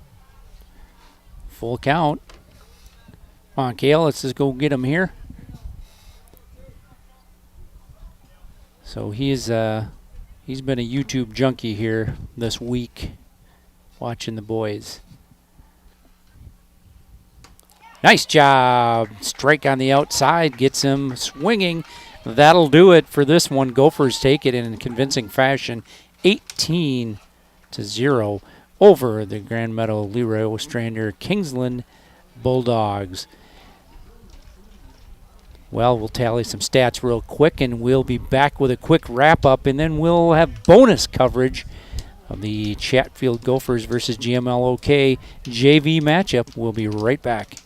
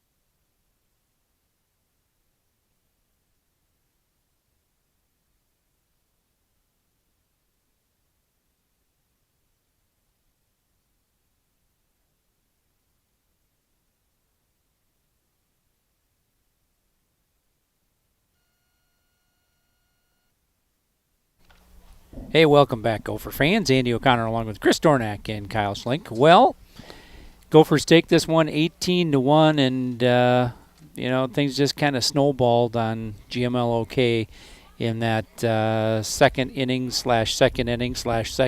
in 3 different columns. Yeah, we were hitting the ball hard. They had a few walks and several errors, and things just went bad to worse, and it got ugly on them. And it's one of those innings that I think we've probably all been on in the field at one time or another, and just nothing can quite go right. And then you've got a team that swings the bat real well anyway. And they took full advantage of those miscues. So they scored 10 that inning and just broke it wide open. So let's just run over some real quick stats here, Chris, and we'll sure. The nice thing about tonight's game is we emptied the bench. Everybody got in. Everybody got mostly several at bats. So we can kind of just run through it quick. Carter Daniels, he was 2 for 3. Braden Horstman came in for him later, went 0 for 1. Luke Carrier was 0 for 2. Sully came in, got a walk, was 0 for 0. Drew O'Connor was 1 for 2 with a couple of RBIs. Connor McGill came in, was 0 for 1. Kale Schott was 1 for 4 with an RBI. Jack Dornack was 2 for 2 with 2 RBIs. Nathan Allen was 1 for 2. Caden Boyum was also 2 for 2 tonight. 2 for 2 with a sac fly and an RBI. Cole Johnson got an at-bat. Jacob Erickson was 1 for 4 with an RBI. Ryan Osbish was 0 for 2. Caden Volts came in for him later, went 1 for 2 with an RBI. Jackson Shield also had the 2-2-2 line with 2 hits, 2 RBIs, and 2 at-bats. And then Alec Armstrong came in and got an at-bat there as well. So the whole lineup got in, Andy. Yeah. We have Carter Schling had the mound. He had the start tonight, and we had Kyle up here, and I was predicting the no-hitter. Carter took it through. Was it 3 or 4? Took it through 3. Through 3. Took it through 3. Didn't allow a hit. Looked real good out there, and then Kale closed it out, and Jacob, he was the middleman here, the fireman in there. I guess it really wasn't much of a fire, but they both look good. First time on the mound this year. We got to see some new arms, and really, what can you say on an 18-1 win? We got some rest there. We had some good swings. Really, there wasn't any bad at-bats from any of the starting 9 that I could tell, and the guys who came in relief of those guys, they had some nice hits, some line drives. Quality at bats. Overall, what can you say bad about a game like that? Yeah, and it's what I liked here is that we faced probably, and I mentioned this earlier, a couple of pitchers that probably didn't throw the gas that we're normally used to there, but we sat back and just took what we were given at the plate, and a lot of shots to the to opposite field and up the gut today. Good to see, and at bats that you're going to need. Because, as much as you hate to say they were throwing slower, they were. And off-speed and breaking balls are things that we constantly need to work on. And we're going to see more of it in different situations. So, good to see. Hands were back today. A couple of pop-ups, but other than that, a lot of line drives. Yeah, we did a nice job. The one loss we took this year was a pitcher who had good control but didn't throw hard. So games like this, it's good preparation. We see Fillmore again. I imagine they're going to throw the same arm at us because we couldn't hit him. And we've seen quite a few pitchers that are pretty similar, maybe not as good a command. What was that pitcher's name? Can you remember, Andy, off the top of your head? Sexton. He did a real nice job keeping us in check, and nice to get some repetition on a similar speed here tonight. So well, we're gonna go ahead and take a break while we get the field ready to go. We got bonus action tonight on CCTV. We're just like baseball all the time here on this on the local channel. We've got JV coming up. We're gonna that's gonna be probably one of the only times we'll get to cover them this year, but for family and everybody out of town that don't get to see the JV guys play much, we're here for you tonight. We're going to get a JV game in on CCTV this evening, and tomorrow we'll have more baseball, obviously. We bring in Dover Iota, who's lost just a couple games. The doubleheader starts tomorrow. 4 o'clock is the first ball game tomorrow against Dover Iota. So we'll take a break. We'll just mute ourselves, which, some people might want us to mute, but we can't do that for you. So anyway, we'll be back in just a bit with the Chatfield JV versus GMLOK's JV. Be back in just a bit. And I'd like to say a shout-out here to Kyle Schlink for coming in and helping us tonight. He's got the best seat in the house here behind the plexiglass, especially when it gets breezy out. So we'll be right back with some JV action in just a bit.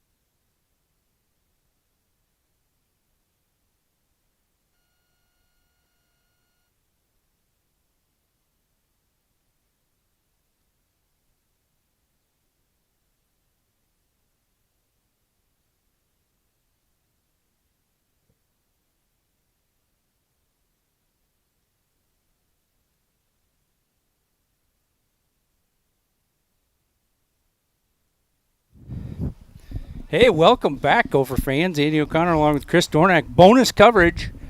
Yes. We don't have a lineup again, I guess, for Grand Meadow here, but number 2 just had the best hit of the day, varsity or JV. Or, I don't know.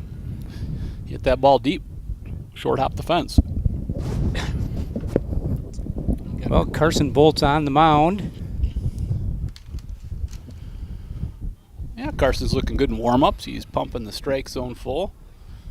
Weston Nolte behind the plate. Comebacker to the mound. Ooh. Yeah, he made the wrong decision there. Oh, good job getting his foot down to the base. That's Chase Johnson, I believe, correct?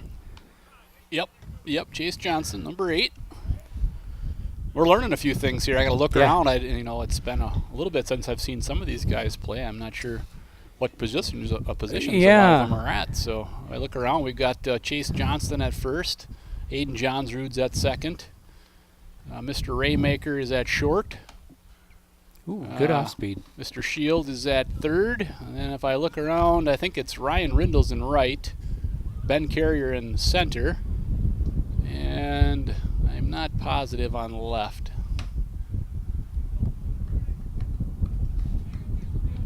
Yeah, we've got just a slight breeze, but what a nice night. And I'm glad it worked out that we've got JV following.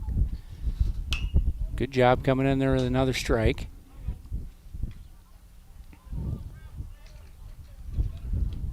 Looks like we got I think that's young Kirchner. Is it Kirchner? Kirchner's going to get the ball. Eichhoff's in left. Oh, okay. Ethan. Yep. Ethan's in left. Yep. He's got a lot of maroon on out there, so he's fully shaded up. Not a lot I could tell for features from this distance. Oh, nice job here. Thane Shield kind of got that goofy hop on there. He didn't know if he was going to come up with that, and had to step back just a bit and go with a good hard throw over to first base. That's going to be the second out of this first inning. Yeah, if Carson would have just charged right at the guy he had dead to rights at third on that comebacker to him, he would have had him in a pickle, and he should have been out. But and it's repetition. You know, he wasn't. He probably hasn't had that play for a long time, if ever. So nice job there, working out. 1-1. You always want to take that out, but when they give you a gift like that, you got to take advantage of that one too. Yeah.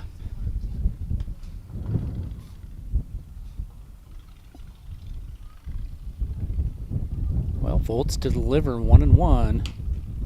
Ooh, that's going to stay up high. Kind of tried to come with a little breaker and couldn't get her to come down. Our wind is now shifted. It's now going right to left, field foul pole, where it was the other way around the varsity game. Picking up a little too. That one down in the dirt. Weston can't pick that one out.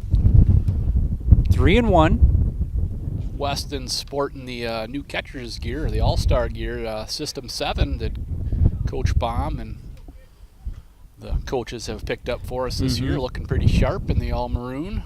Yeah, that is... that's the system you want. Yep, so.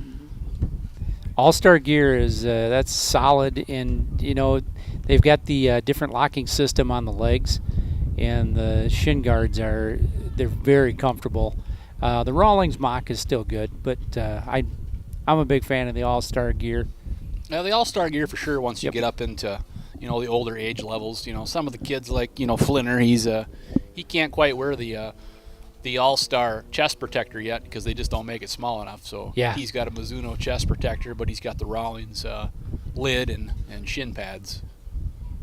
Not quite sure why they don't make them for some of the smaller size kids. They'd sell a lot of them, but it's the way it is. Runner goes. Weston, good throw down to second, and he's got him. That was a good throw. Nice hard throw right on the right side of the bag there. And Grand Meadow Leroy Ostrander Kingsland is going to score first. 1 run in the top of the first inning. We'll come back with the Gophers in the bottom of the first right after this.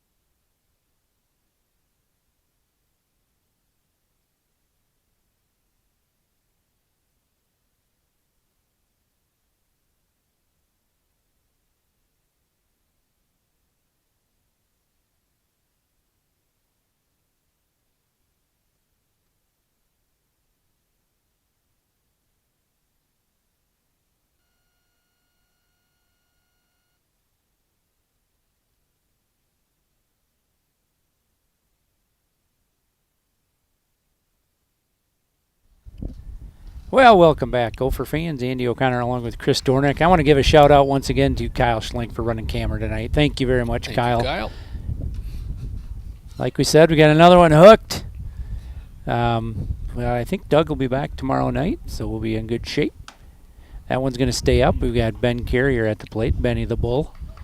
Yeah, Ben. He first I've seen him this year. He came along with us and got some good swings in at the Legion State tournament over in Laverne. You know, and there's another instance here that we had a solid high school season, and then we go through the summer and have another solid summer with just a couple of losses, and then go to that state tournament, and I don't think it turned out exactly like we wanted it to. However, the experience and the city of Laverne, I'll give them props. They did a great job. Yeah, they put on a heck of a weekend there for us. It was a good time, and the organization was just wonderful for us. But you get to bring, I think, Weston win as well. Yep. Weston and Benny. And then even if you didn't get a whole lot of play time in on there, you get to get that experience and that at the different level. Well, shot up the middle, taking on the hop, and Ben's going to be out at first. First out of the bottom of the first inning brings up Aiden Johnsrud. But that experience there, and also they've been to the Dome, or actually U.S. Bank, 4 times in their young careers already too. So, we talked a little bit about almost an osmosis of, just that experience that you get in the different level that you're at when you get to those state and higher levels. Well, I mean, yeah, the high school level, it's definitely more to it, but you can't take for granted the fact that as I look around at the 36 kids 9 through 12, I think every single one of these kids has been in a state championship game, whether it be AA or single A in the MBT or Gopher State tournaments as well. So we're used to playing competitive baseball in Chatfield, and we'll toot our own horn, but I think we do a pretty good job of it, Andy. Yeah, it's and we've got, as it showed here, we've had 5th and 6th and 3rd and 4th at the ballpark twice, and we'll bring in the 1st and 2nd graders tomorrow. And we've got a ton of kids. We went through a bunch of hot dogs those last 2 nights here. But what I like is we did that. Now we started doing that this year, and it should be one of those things we do every year because you get that connection. Good job sticking around there by Aiden Johnsrud. You get that connection from the youth program to the high school program, and yeah, absolutely. And it's fun as a kid when you're like, hey, we're going to go to the big field tonight. And they get to sometimes when they get a little bit older get that batting practice on the big field, and that's such a cool connection for them. And we had that clinic last weekend. Yeah. The varsity players and Coach Baum and his staff had all the 3rd, 4th, 5th, and 6th graders who are in the youth baseball program out on the field, and they ran some stations and ran a pretty good camp overall. Mm-hmm. Outfield drills, catching drills, some hitting, so on and so forth. And I heard it went really well, and the kids appreciated it. And just work on some skills early in the year to kind of set them up for a successful summer. And and it gives the chance for the varsity players and the coaches to give back, because I'm sure they enjoy doing that too. Yeah, it's very. Shoot, that one falls in there. A good piece of base running there. Aiden Johnsrud was halfway on that, or roughly halfway. That one's going to look the same in the book there for Weston. I gotta remember we're not talking Caden Nolte now. We got Weston coming up. I already caught myself. I was going to say that I didn't say it, but I was going to say Caden Nolte is catching. It isn't Caden, but. I have reviewed the Legion registration, and I'm happy to report that Caden will be back with the Legion Club this summer. I'm looking forward to seeing him. I'm curious to see what he has to say about the football season. And did he redshirt or did he play this year? I didn't. He did get some. He did get some time. I'm not sure if he got enough to count as a full year, but they just had their spring game last weekend, and he's playing a lot of snaps now. So what's he weighing in at? Is he playing guard or tackle? Guard. Center? Yeah, he's guard. He's a good 290 for sure. That'll be interesting to see on top of the mound. Yeah, I wonder if that'll translate to a little more velocity. I bet it will. So 2 of his line mates came to one of Weston's basketball games this year. It was a Friday night, and they come tooling in there, and Caden's 6'2" and 290 or so. His buddies are 6'3" and 6'4" and about 310. It's a good football program down there, and they turn out some real nice players. But I asked Weston the next week, is there any food left in the house? He said, not much. The boys ate quite a bit that weekend. Well, they push them to, Yeah. You eat and then eat more than you want to eat. Yeah, so if you think you're not eating, you're eating enough, you're not. You're going to eat more. Yeah. Thane Shield with the walk here. Cole Raymaker stepping up here, number 6, playing shortstop for the Gophers tonight. I've heard he's been playing pretty well. Nice to see him play. Oh, it doesn't look like he's getting cheated on hacks. No, that's for sure. He's swinging the bat. Since I've seen Cole, it looks like he's put on some lower body mass, been in the weight room, obviously. Yeah. Well, that one's going to stay down low, 1-1. Bases are loaded. Gophers down 1-0 here.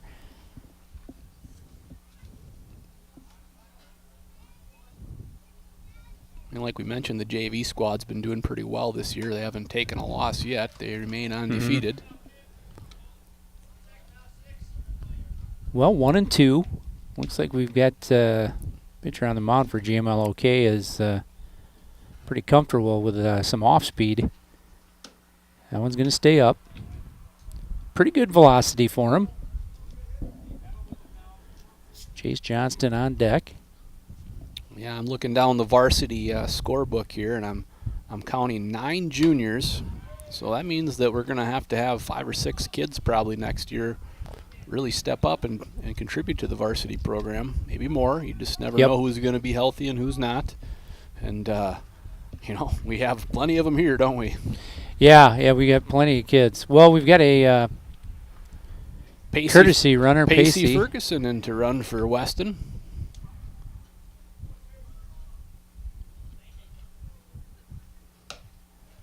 Johnston goes out that one. Probably going to be called a strike on the outside. Chase, we'll give him a little props here. I got to say I was pretty impressed with his running back skills this year. The times he got in, he can really move on the football field. That was a nice play. Well, that's going to bring up 3rd out of the inning. Nice play from short, 6'4" put out. But yeah, you're correct. I think in that Blue Earth game when we were salting that one away, he had come in there and must have been watching Sammy with a couple of spin moves. Yeah, he looked good. Yeah, I think he ended up with 45, 50 yards in that 4th quarter. And, by that time, obviously Blue Earth probably drained just a tiny bit. But that's saying something to come in after Sam and look fast. Not many people come in after Sam and look very good at all. Sammy's, So props to Chase on that.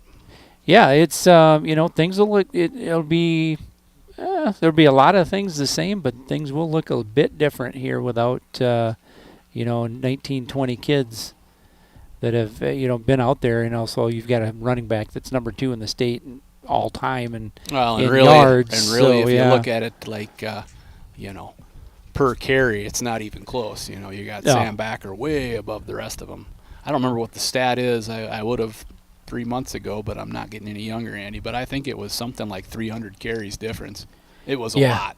Yeah, and if we could have, we definitely could have played him 4 quarters every game, and he would have just blown that one out of the water. But even if like the Cotter game, they just decided not to play, and I think they had the COVID stuff and so on and so forth. There's a lot of nothing to be ashamed of, that's for sure. Right. Just because you're not sitting on top. Yeah, anybody that knows anything about it knows you're on top. Yeah, even with that COVID year in there when we played, I think 5 games that year. I'm pretty sure he still had 900 yards, and that's just wild. A lot of highlights here. Looks like the Gophers are remaining the same in the field here for second inning. Well, 1-0 in favor of GMLOK. Boltsy comes with a strike to start things off. I don't know if you noticed down there on the home plate circle, but Caden Boyum, did the final touches there. She's looking pretty sharp. He came in after the game with the broom, get her all ready for the JV kids. And our home plate and pitching mound got reworked here this year. They're looking pretty good. Appreciate the schools taking the extra steps to bring in Ian and have that done. It makes a big difference when we play on quality surface. Right. Yeah, and we've put down a little dirt every game around the low spots on the mound, and nice breaking ball there from Volts. Going to make it 1-2, but getting that in there and tamping it down and making sure that everything stays maintained every evening after we get done playing. That's made a huge difference. The mound looks great. The average baseball fan or layman probably doesn't realize it, but the pitching mound and the home plate circle, Dura Edge is the product that's out there. It's the same thing used in the major leagues. So, Nice job. Little off speed on the outside. First out of the second inning. Number 9 here, we never did get a name, but he came in and actually ended up finishing out pretty good for the varsity club on the pitching mound. Yeah, after he settled in, he looked pretty good. I think we struck out 3 times. Yeah, after he settled in and got a little comfortable, I'm not sure how many varsity innings he's thrown either. Nice job. Well, he sat down the final 6 batters and had 4 strikeouts. So yeah. You lose 18-1, you never feel too good, but you can bring something home with you on the bus at least. Yeah, well, that's going to go down to bunt attempt on a 3rd strike. Nice job. Carson Bolt's right around the plate now. As long as he keeps that down and, works down, Carson's doing just fine. Throw strikes. If they hit it, they hit it. He looks really comfortable out there today.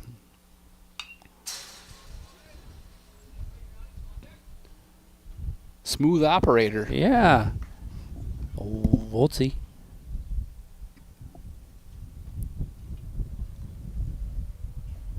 Gotten any kind of update from Pine Island yet tonight? But Mr. Bance, like a cat out of the dugout to get that one.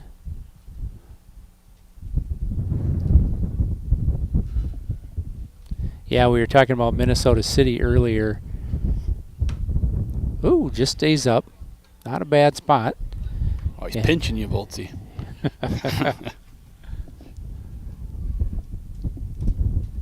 Throw that breaker. There you go. Good job.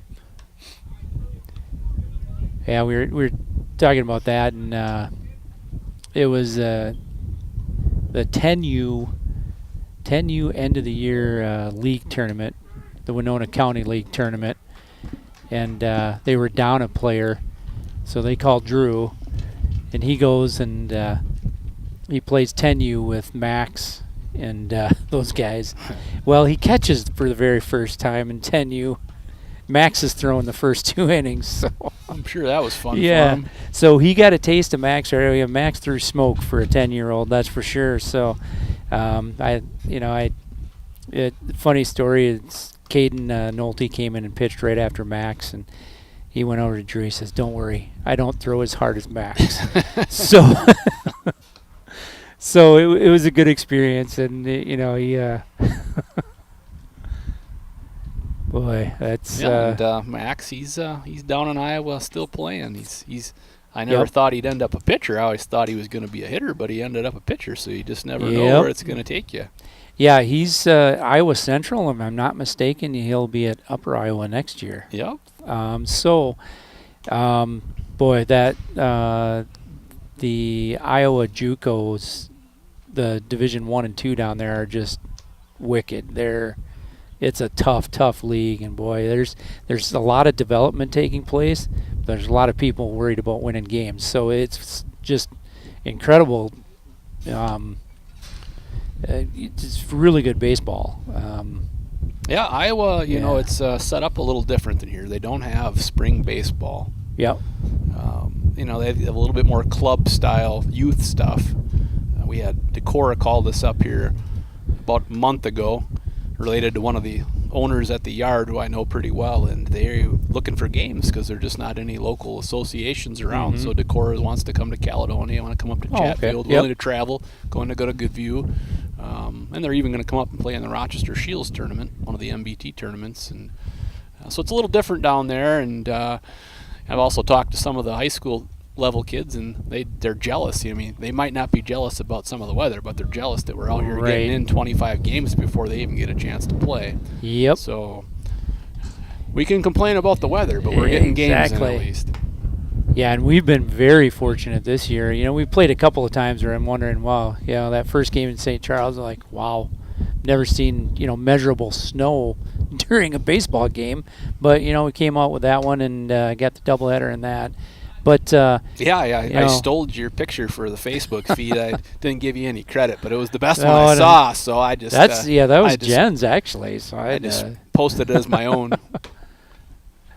Well, Carson Bolt's at the plate, 2-1 to him. Right around his head again with that ball. He's gotta watch that. Yeah, some kind of microchip and. Good job working on that outside. Evens the count at 2-2. Well, we'll see here just from some local. Job, Volty, get down there. So a 1-3 put out for the first out of the second inning. Ethan Eichhoff steps to the plate. Pretty sweet number there, Ethan. So, looks like he's swinging the meta from last year. Mm-hmm. A good bat. You know, what do you think the average lifespan on these BB core bats is, Andy? It is awkward pretty good for I think these 7th and 8th graders they make swing it because they can't even hardly get it around. I've always thought they should change that rule. At least we're playing live baseball in 7th and 8th grade now. Yeah. I'm happy to see that. Well, you know, we go to different leagues. I think the HVL goes just like MBT is -5 through 14. So they don't mess with the BB core until they get to be freshmen. Well, and you know, that's probably that's the way to go because you can't expect it's pretty common to have an 80-pound 7th grader, and you can't expect him to swing a 30-27 if you can even find one, right? So you're sitting there trying to swing 32-29s, and you're 80 pounds, and the bat's bigger around than your leg. Yeah, I guess the only positive there nice job, Ethan, kind of hanging back with his hands on that breaking pitch. He was down in the count with 2 strikes, gets himself a base hit to left field. That'll bring up Ryan Rindles. Big left-hander.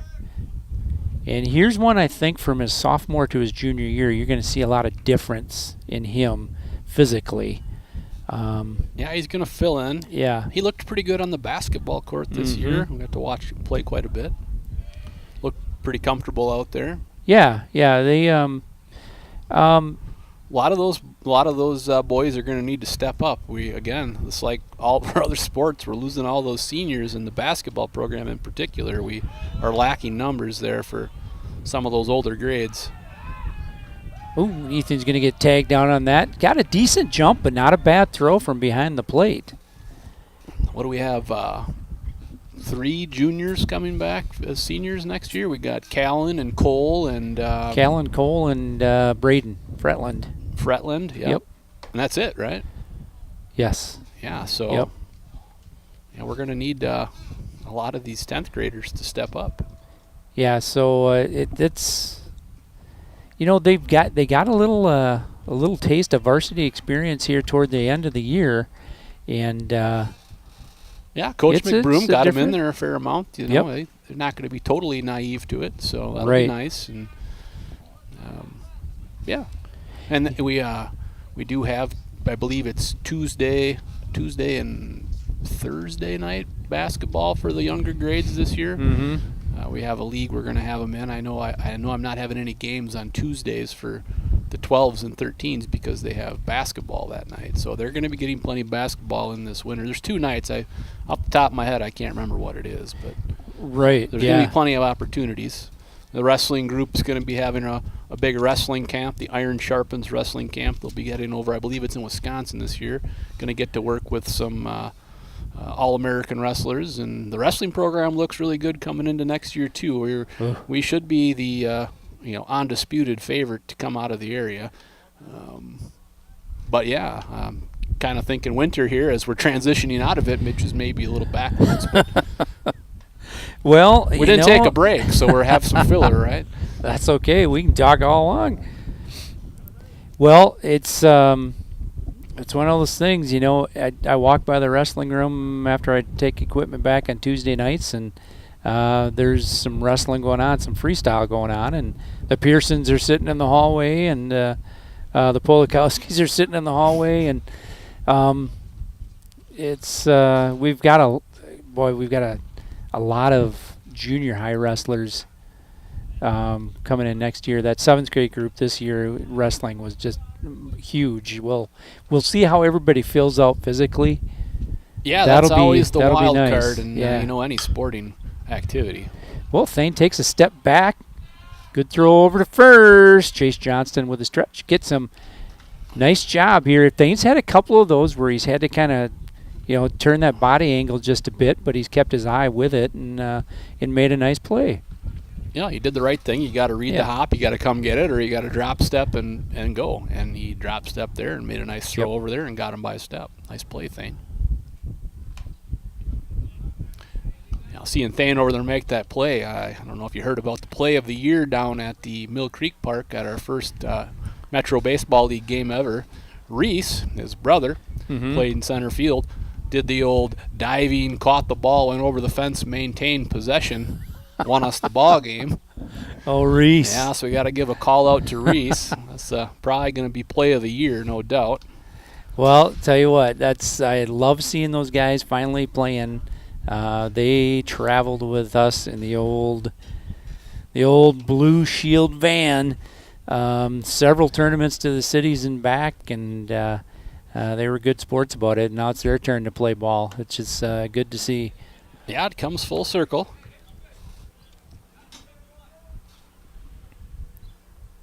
Voltzy's still looking pretty sharp out there. Still looks pretty comfortable.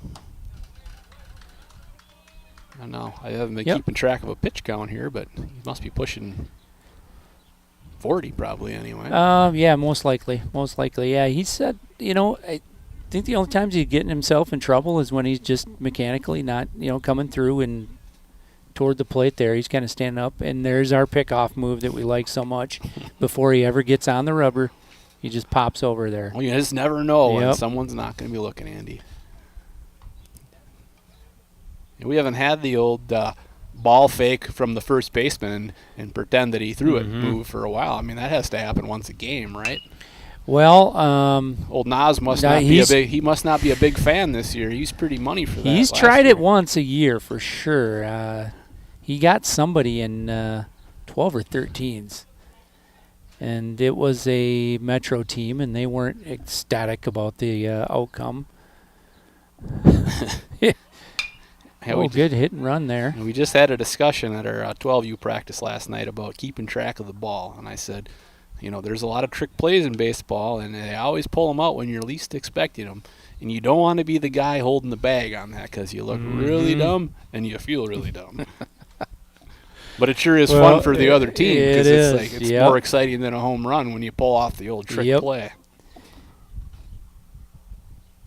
Well, you always want them to remember, though, that, it won't be the first time something like that happens to you, and it won't be the last. It's baseball's one of those that it's built-in failure. It happens. It's just the way she is. Going again, nice hit and run play on there. Benny's going to scoop that one. No, it's going to bobble.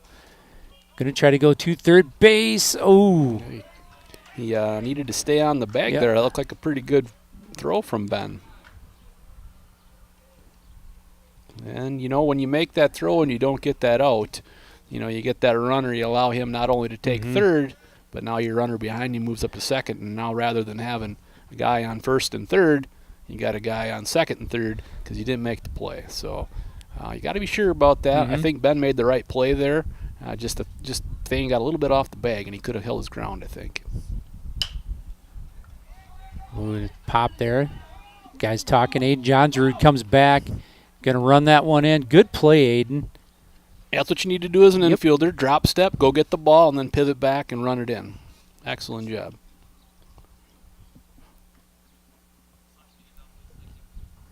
Well, we got 2 down. Runners on second and third. We'll see if we can't strand them there. Gophers are down 1-0.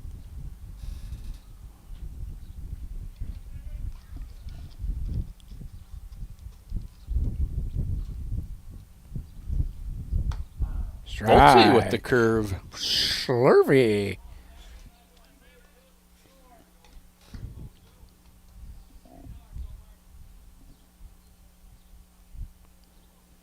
Oh, and 1.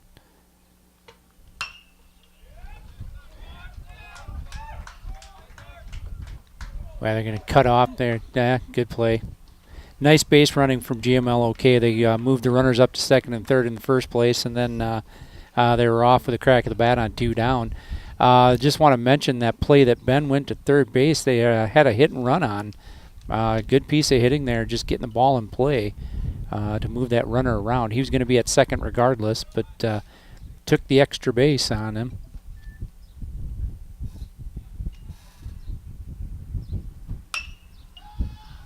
Ooh, tough hop.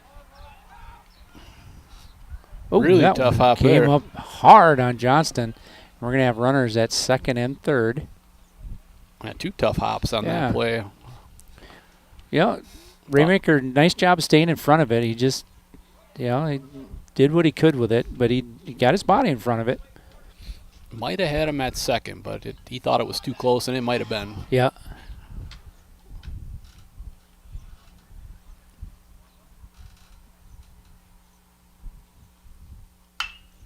Ooh, a little swerve there. Ben going back on it. It's a nice play, Ben. Third out there. Limited the damage here to just a couple of runs, so 3-0 in favor of GMLOK. Come back with the bottom of the second inning, or bottom of the third inning, rather, right after this.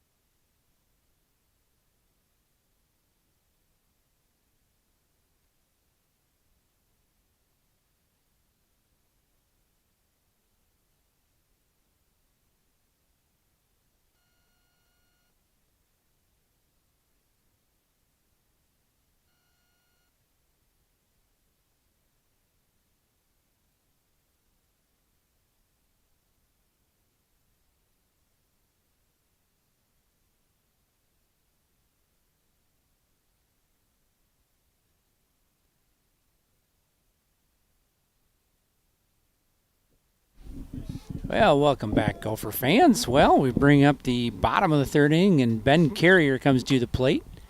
Strike on the outside half. Ben up there sporting the matching batting gloves. Bene.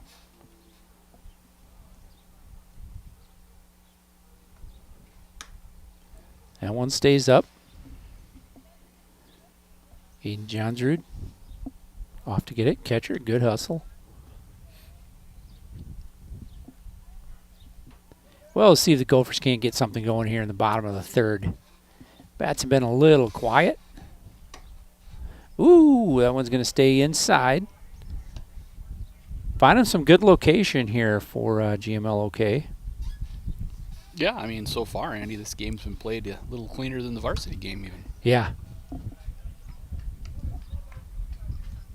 Well, a lot of them here, several of them played varsity, and it's just the comfort level probably that.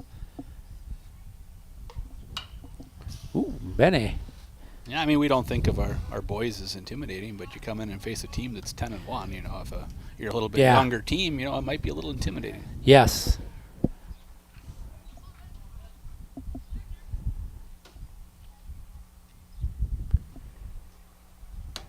That one's going to stay up. Ben's going to draw a walk. Good leadoff walk there for Ben Carrier.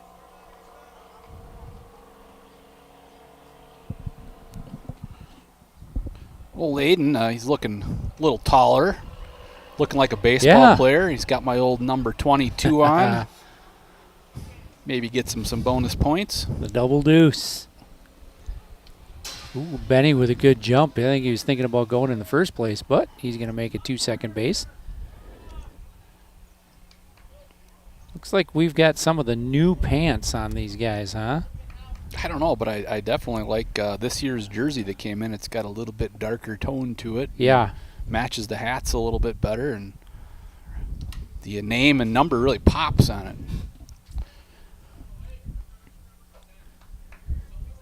Well, wild pitch there. It's going to Ben's going to advance once again. He'll be at third base. I should know this without asking, but the varsity pants have a color stripe down a pinstripe, don't they? Not just they've got a piping on the sides, but I really like these here. They do look nice. Yeah, kind of a classic look to them. Yeah, these came in, and I don't know that they were exactly what was supposed to come in. I don't know the whole story with that, but there's always a story. Yeah, there's.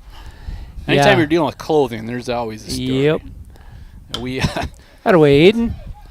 Got her by there. Nice opposite field swing by Aiden. Yeah, even if Aiden,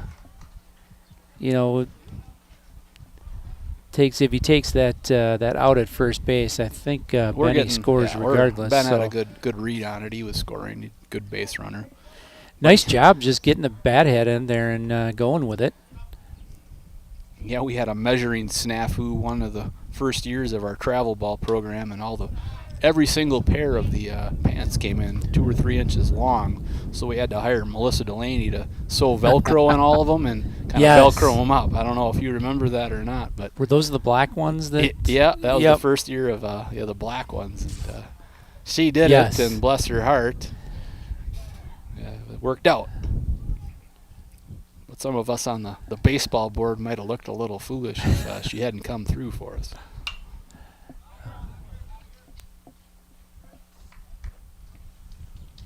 Well, I remember we had those when we played with. TJ was playing ball with Grady and the Dodgers. Kale with the Dodgers. So we played a couple of. Well, one season for sure with him. He had those types of pants there, and Drew's like, "Well, I don't know what I'm doing with these." I'm like, "Well, you'll be fine." He's kind of a fabric and a kind of a texture kind of guy. Drew's never had to fold anything under in his pants. He's just like hoping they're another couple inches longer. Good job going to right with that one. He's got the longest pair this year, and they're still an inch too short. There, he's got the size. He's got the 36 inseam, and he needs like a 37.5.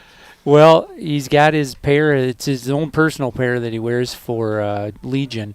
And I'm like, I think we might have to break down and get another pair this year. He's got, he's got that catcher mentality. He's got the hole in the back, and they're short, and he doesn't seem to mind it. Those are his pants. He likes wearing them. So, well, there's something you're used to, right? I mean, yep. Yeah, he's. You got professional players that refuse to wash their socks until they make an out. So, yeah. Or some just keep wearing them no matter what, as long as you keep winning. Right. Well, I had this pair of underwear on, so I'm not going to wash them or take them off till we lose. There's stuff that goes on like that, believe it or not. Well, we had our own Seth Allen on their state title run in, was it 2013? Or no, before that. Yeah, Seth, that was way before that. But anyway, he had lucky socks. And his sister Cassie was like, "You got to get rid of those things." Oh, Thainer puts a charge into it. Good swing, center Thainer. field. Ooh. Good job making that play there. That's going to be the first out. A play there where as you're the runner at second, you get off. You're not going to tag on that, so you get off a little bit and then go back. Thane put a good charge in that one. Yeah. He just a little low on the ball. He hits that center cutter just above, and that's probably in the gap. Honestly, he hit her hard. Runners on first and second. Gophers have plated one run this inning. It's up high. Raymaker at the plate now.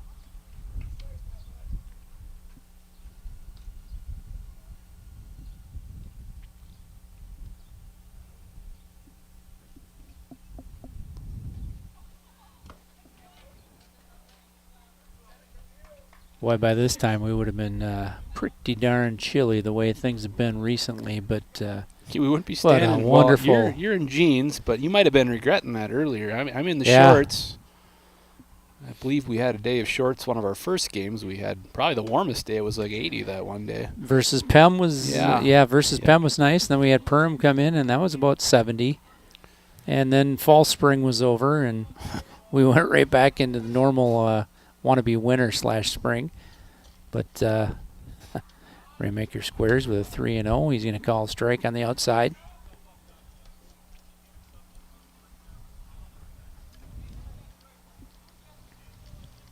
I'd like to see him here get a full cut, full daddy swing right here.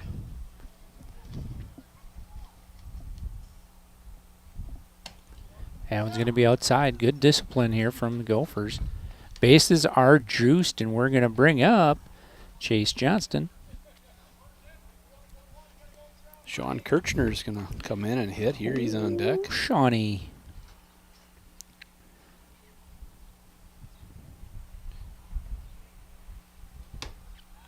Well, good cut. Just behind that one is up there. He's going to have a tough time catching up to it. Sean's one of those lucky fellas who is able to throw right-handed and hit left. Yeah. On the ground, and we're going to get a play to first, and that's going to play to run, however. That'll make it 3-2. Good job getting that run across, Chase. Good base running. I know you want to get on base, but you did your job to get that run across. Good job. If I was to ask you, a player, Andy, who was an all-time MLBer, who was left-handed that hit right-handed, which is very rare. It's like less than 6 players. Can you name him? He's an all-time leader in several categories. Played with the Yankees. Played with Oakland. Played with Toronto. Was a leadoff hitter. Was this? Raines? No. Nope. He was fast. Walked a lot. Stole a lot of bases. Ricky Henderson. Henderson.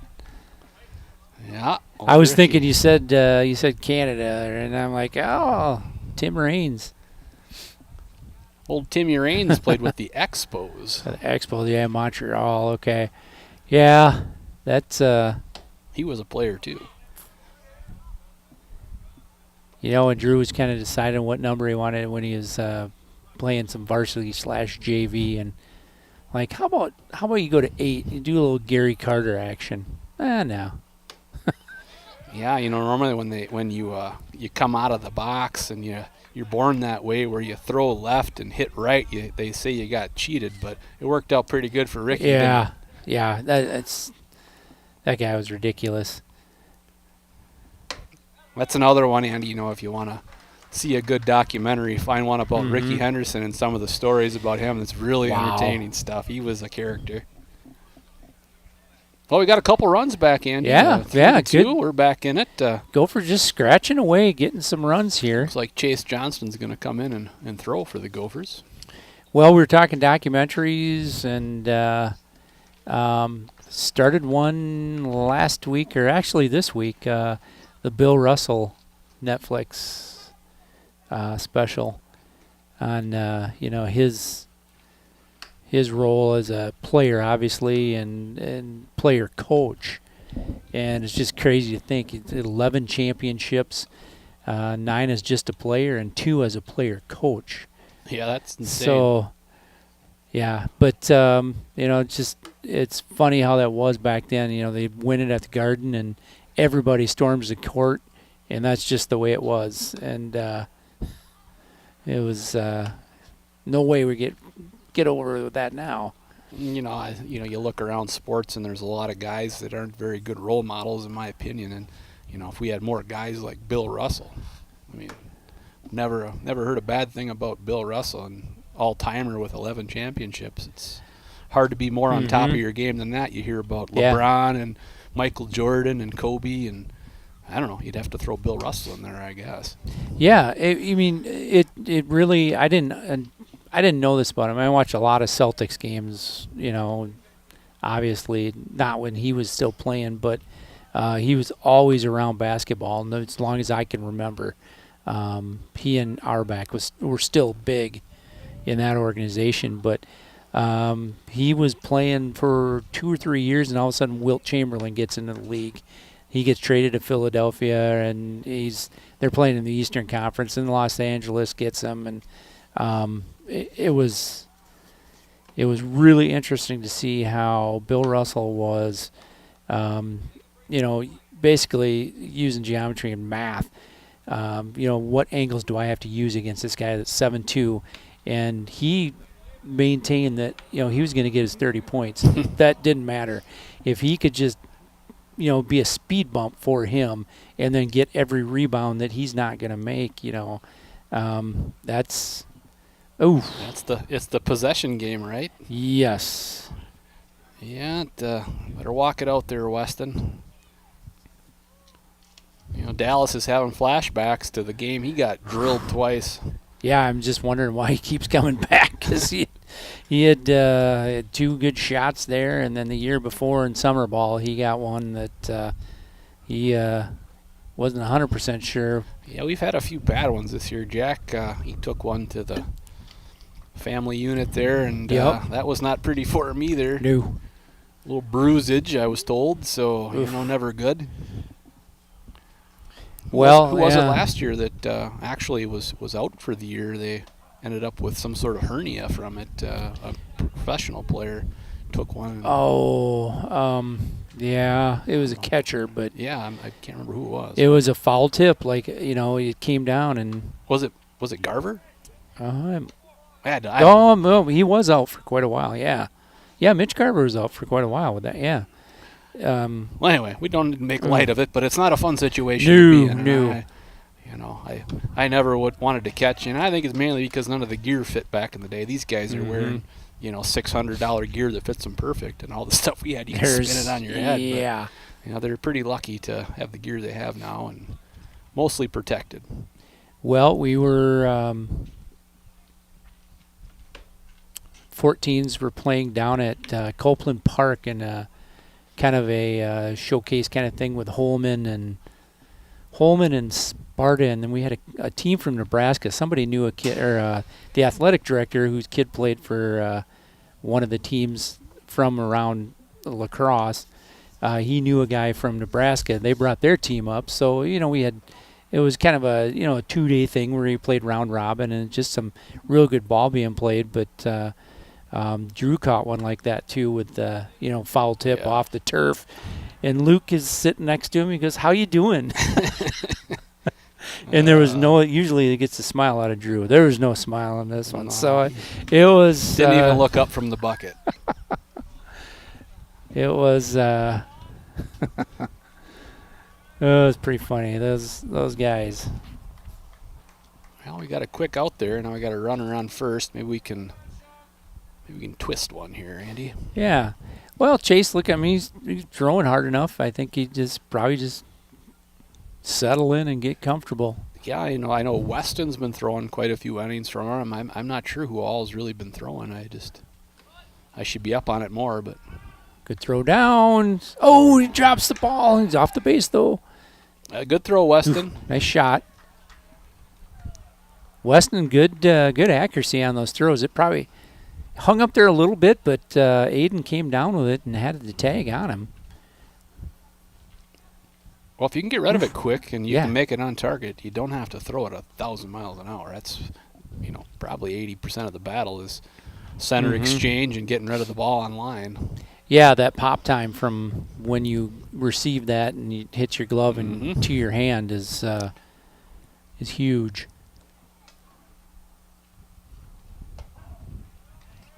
Strike 2. Chase just coming down Main Street.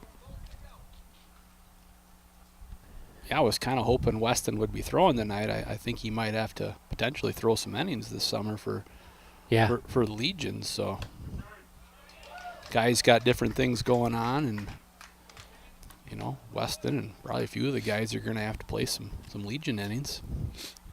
Yeah, I didn't see. I guess we'll see where the registrations are, but would be. I guess I was coaching first last year for the Legion, but I did get to see a lot of banter from Weston and Caden, and I'm kind of hoping maybe I'll get to see that this year. Well, that can replace Caden and Seth Getzinger. Yeah, you live close enough, I guess. It's. Yep, it was Caden's job here. He tried and tried and tried most of the year to really wind Seth up and get him mad in the dugout one time, and it worked once, and that was it.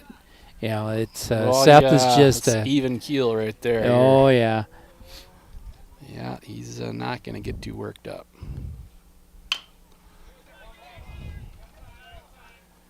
Good job setting himself and going to first base for the third out. Well, stranding another runner here. We'll go to the bottom of the fourth inning. Just to remind you, we are here for extended baseball action. Chatfield JV and the GMLOK JV. We go to the bottom of the fourth. We'll be right back.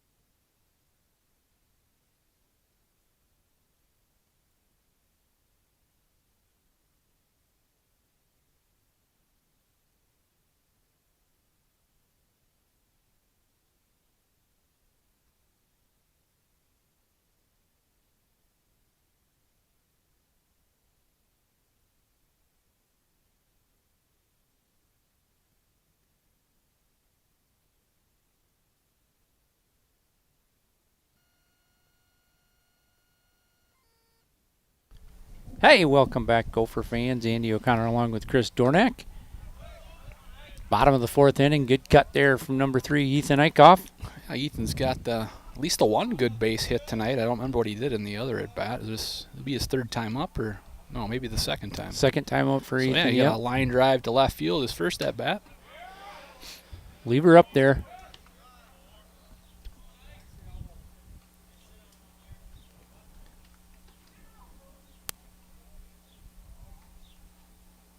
Starting to cool off a little, Andy. Little bit. Curveball outside.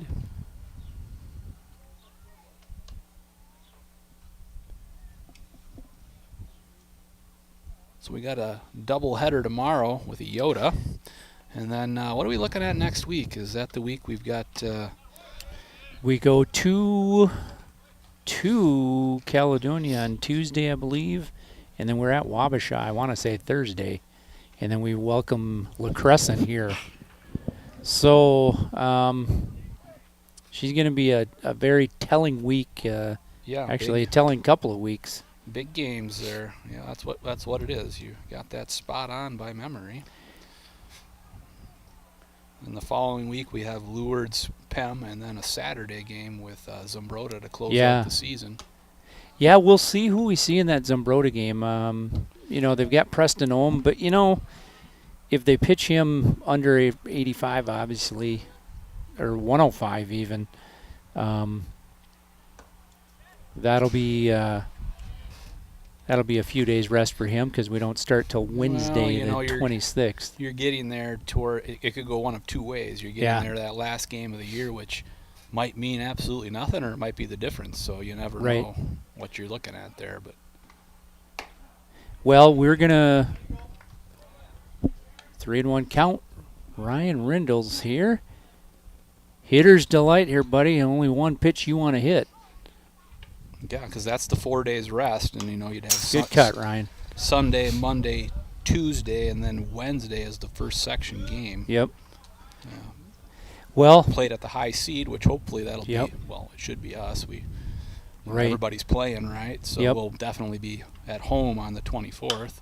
Nice job, Ryan. Stay fair. Good job. Nice swing, Ryan. Nice inside-out swing. Take it down the left field line. Well, he went to a 3-2 count, had a nice cut on 3-1, but then 3-2 didn't try to do too much with it, just went with the pitch and got that head into the zone. Going to bring up Ben Carrier once again. Well, we look at tomorrow night. I think that's just the first step in what we've got to do in the next couple of weeks. Dover Iota, I don't know how they did tonight. They had 5. They'll have 5 games in this week. If you have, I have the Minnesota Baseball Hub, which I rely on for the standings, and I have not been able to find the Post Bulletin. You can get some information, but I have not been able to find really a good source to get up-to-date scores and standings. If so, anybody's aware of one, I'd like to know about it. There was Minnesota-scores.net, but even they haven't gotten the schedules because I think it's just been such a wacky year to start it that we were almost up to date yesterday that I saw, but without the Lewis Nelchura score in there. But that one's really good for football and basketball for sure. Ooh, that one's on the outside, and that one's been called all night. We got to just protect at the plate. That'll bring up Aiden Johnsrud. Yeah, we need to get this run out to second here so we can bring him in.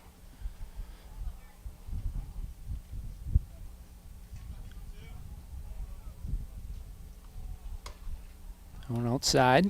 We've had a number of pass balls or wild pitches. It'd be timely for one of those here. Get our running or scoring position.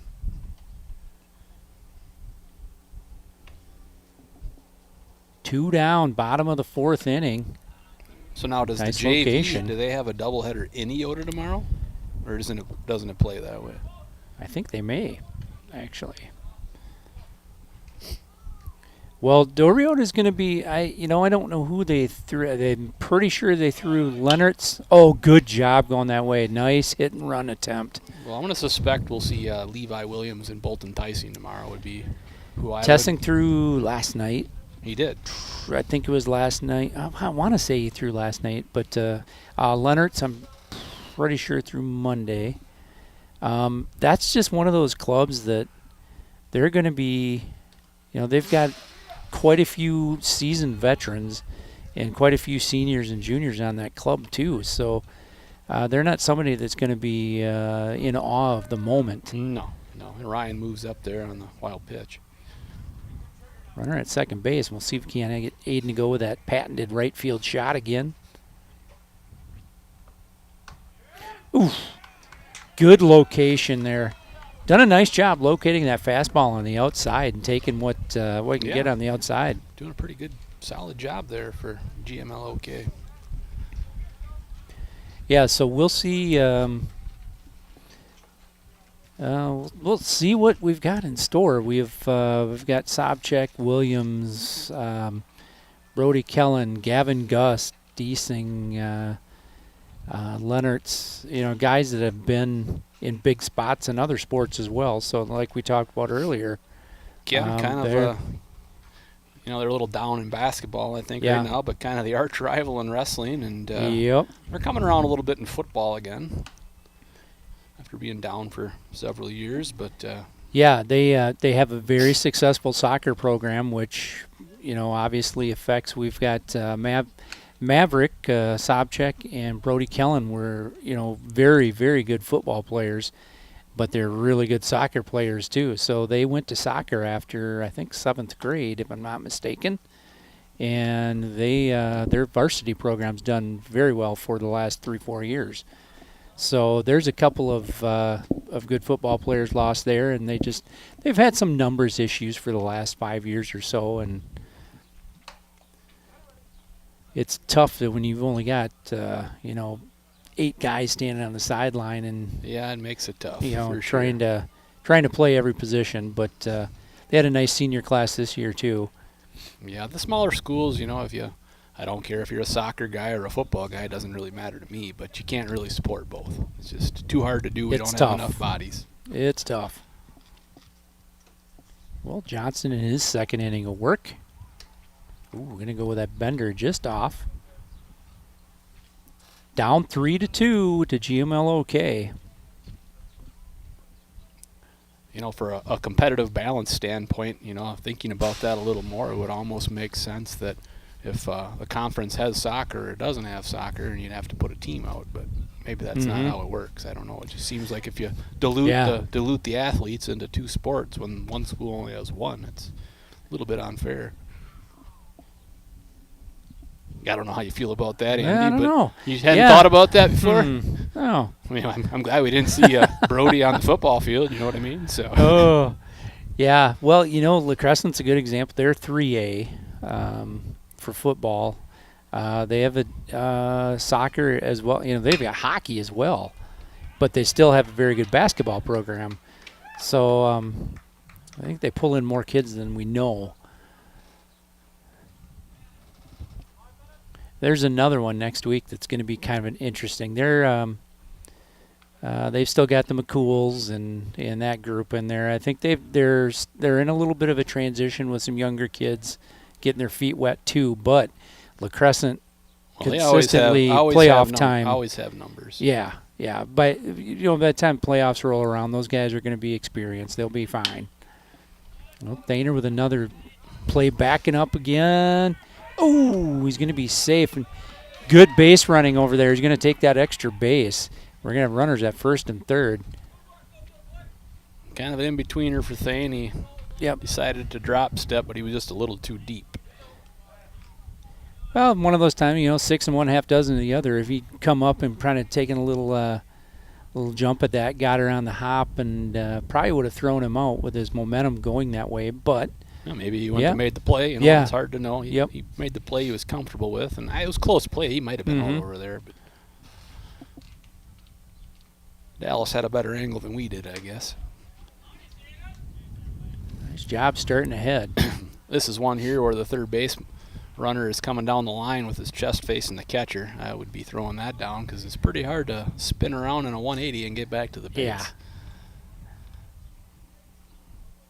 Weston's been accurate enough that it shouldn't be a problem for him. Nice job of hitting there, getting the run in. But we're doing a nice job throwing strikes, and in turn, GMLOK is doing a nice job putting the bat on the ball. Unfortunately, it's going where we ain't, as they say. Right.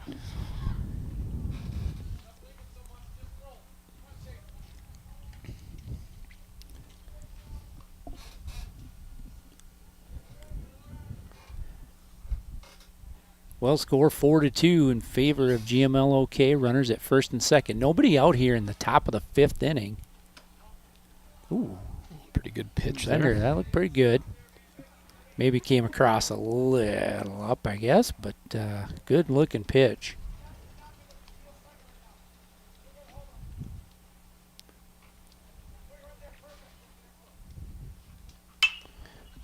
Ooh. Boy, that would have been trouble with a capital T right there.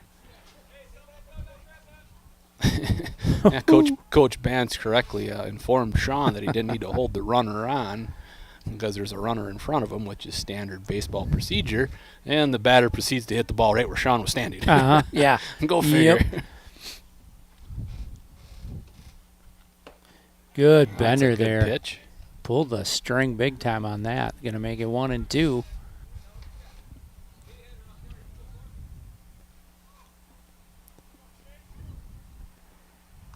Yeah, tomorrow night we'll see some good speed from Dovriota. Yeah, it'll be a Yep. bit of adjustment probably to get back to Yeah. a little bit more velocity, and our guys tend to do pretty well with that. I'm not too concerned about it, but it'll be a little bit higher quality opponent, Yeah. and we're going to have to bring our A game.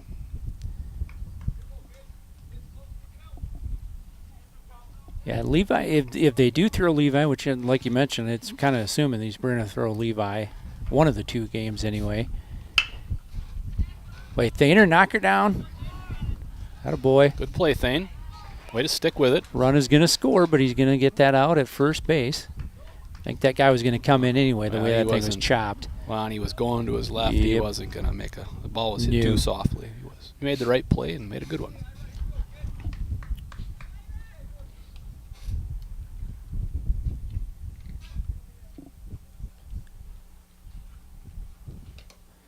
Well, tomorrow wild pitch in front of the plate. Weston can't do a whole lot with that one. Let's come back strong with an out here. Be all right. Yeah, Chase is probably creeping up there on his pitch count too. He might be getting a little tired potentially. I don't know how much he's throwing, so it's hard to say. But yeah, that's the thing we just don't know is, like you said, who's been throwing a whole lot. Good job coming back.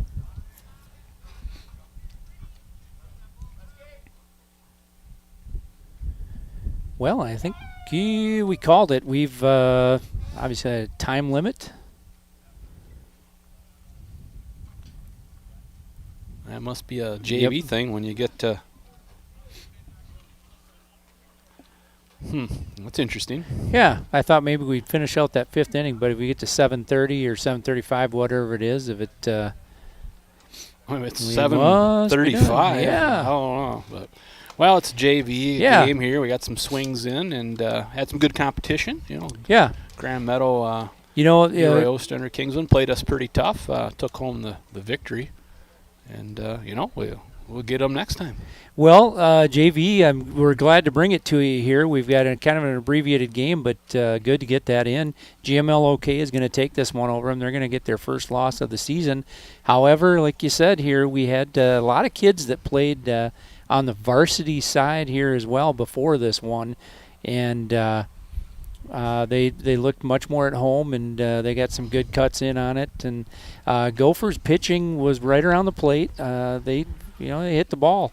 Yeah, Voltzy and Chase, they both did a nice job throwing strikes. They only scored 4 runs in 5 innings. That's not a bad game. Right, there, yeah. So. Yeah, so, we had our chances with a couple of times that we had left a few guys on base, but, learning experience here. And they're going to come out here next game. I'd be guarantee they're going to start hitting the cover off the ball. There's probably a few they'd like to have back, but that's the way she goes. But Thursday night baseball, we had extended action. Varsity takes it 18-1. JV's going to fall 4-2 for Chris Dornack and our previous camera operator, Kyle Schlink. We've got AI camera operating right now. We'll see you tomorrow. Doubleheader against Dovriota, big section matchup there. And that starts at 4 p.m. tomorrow afternoon. So we'll see you then, folks. Until tomorrow night,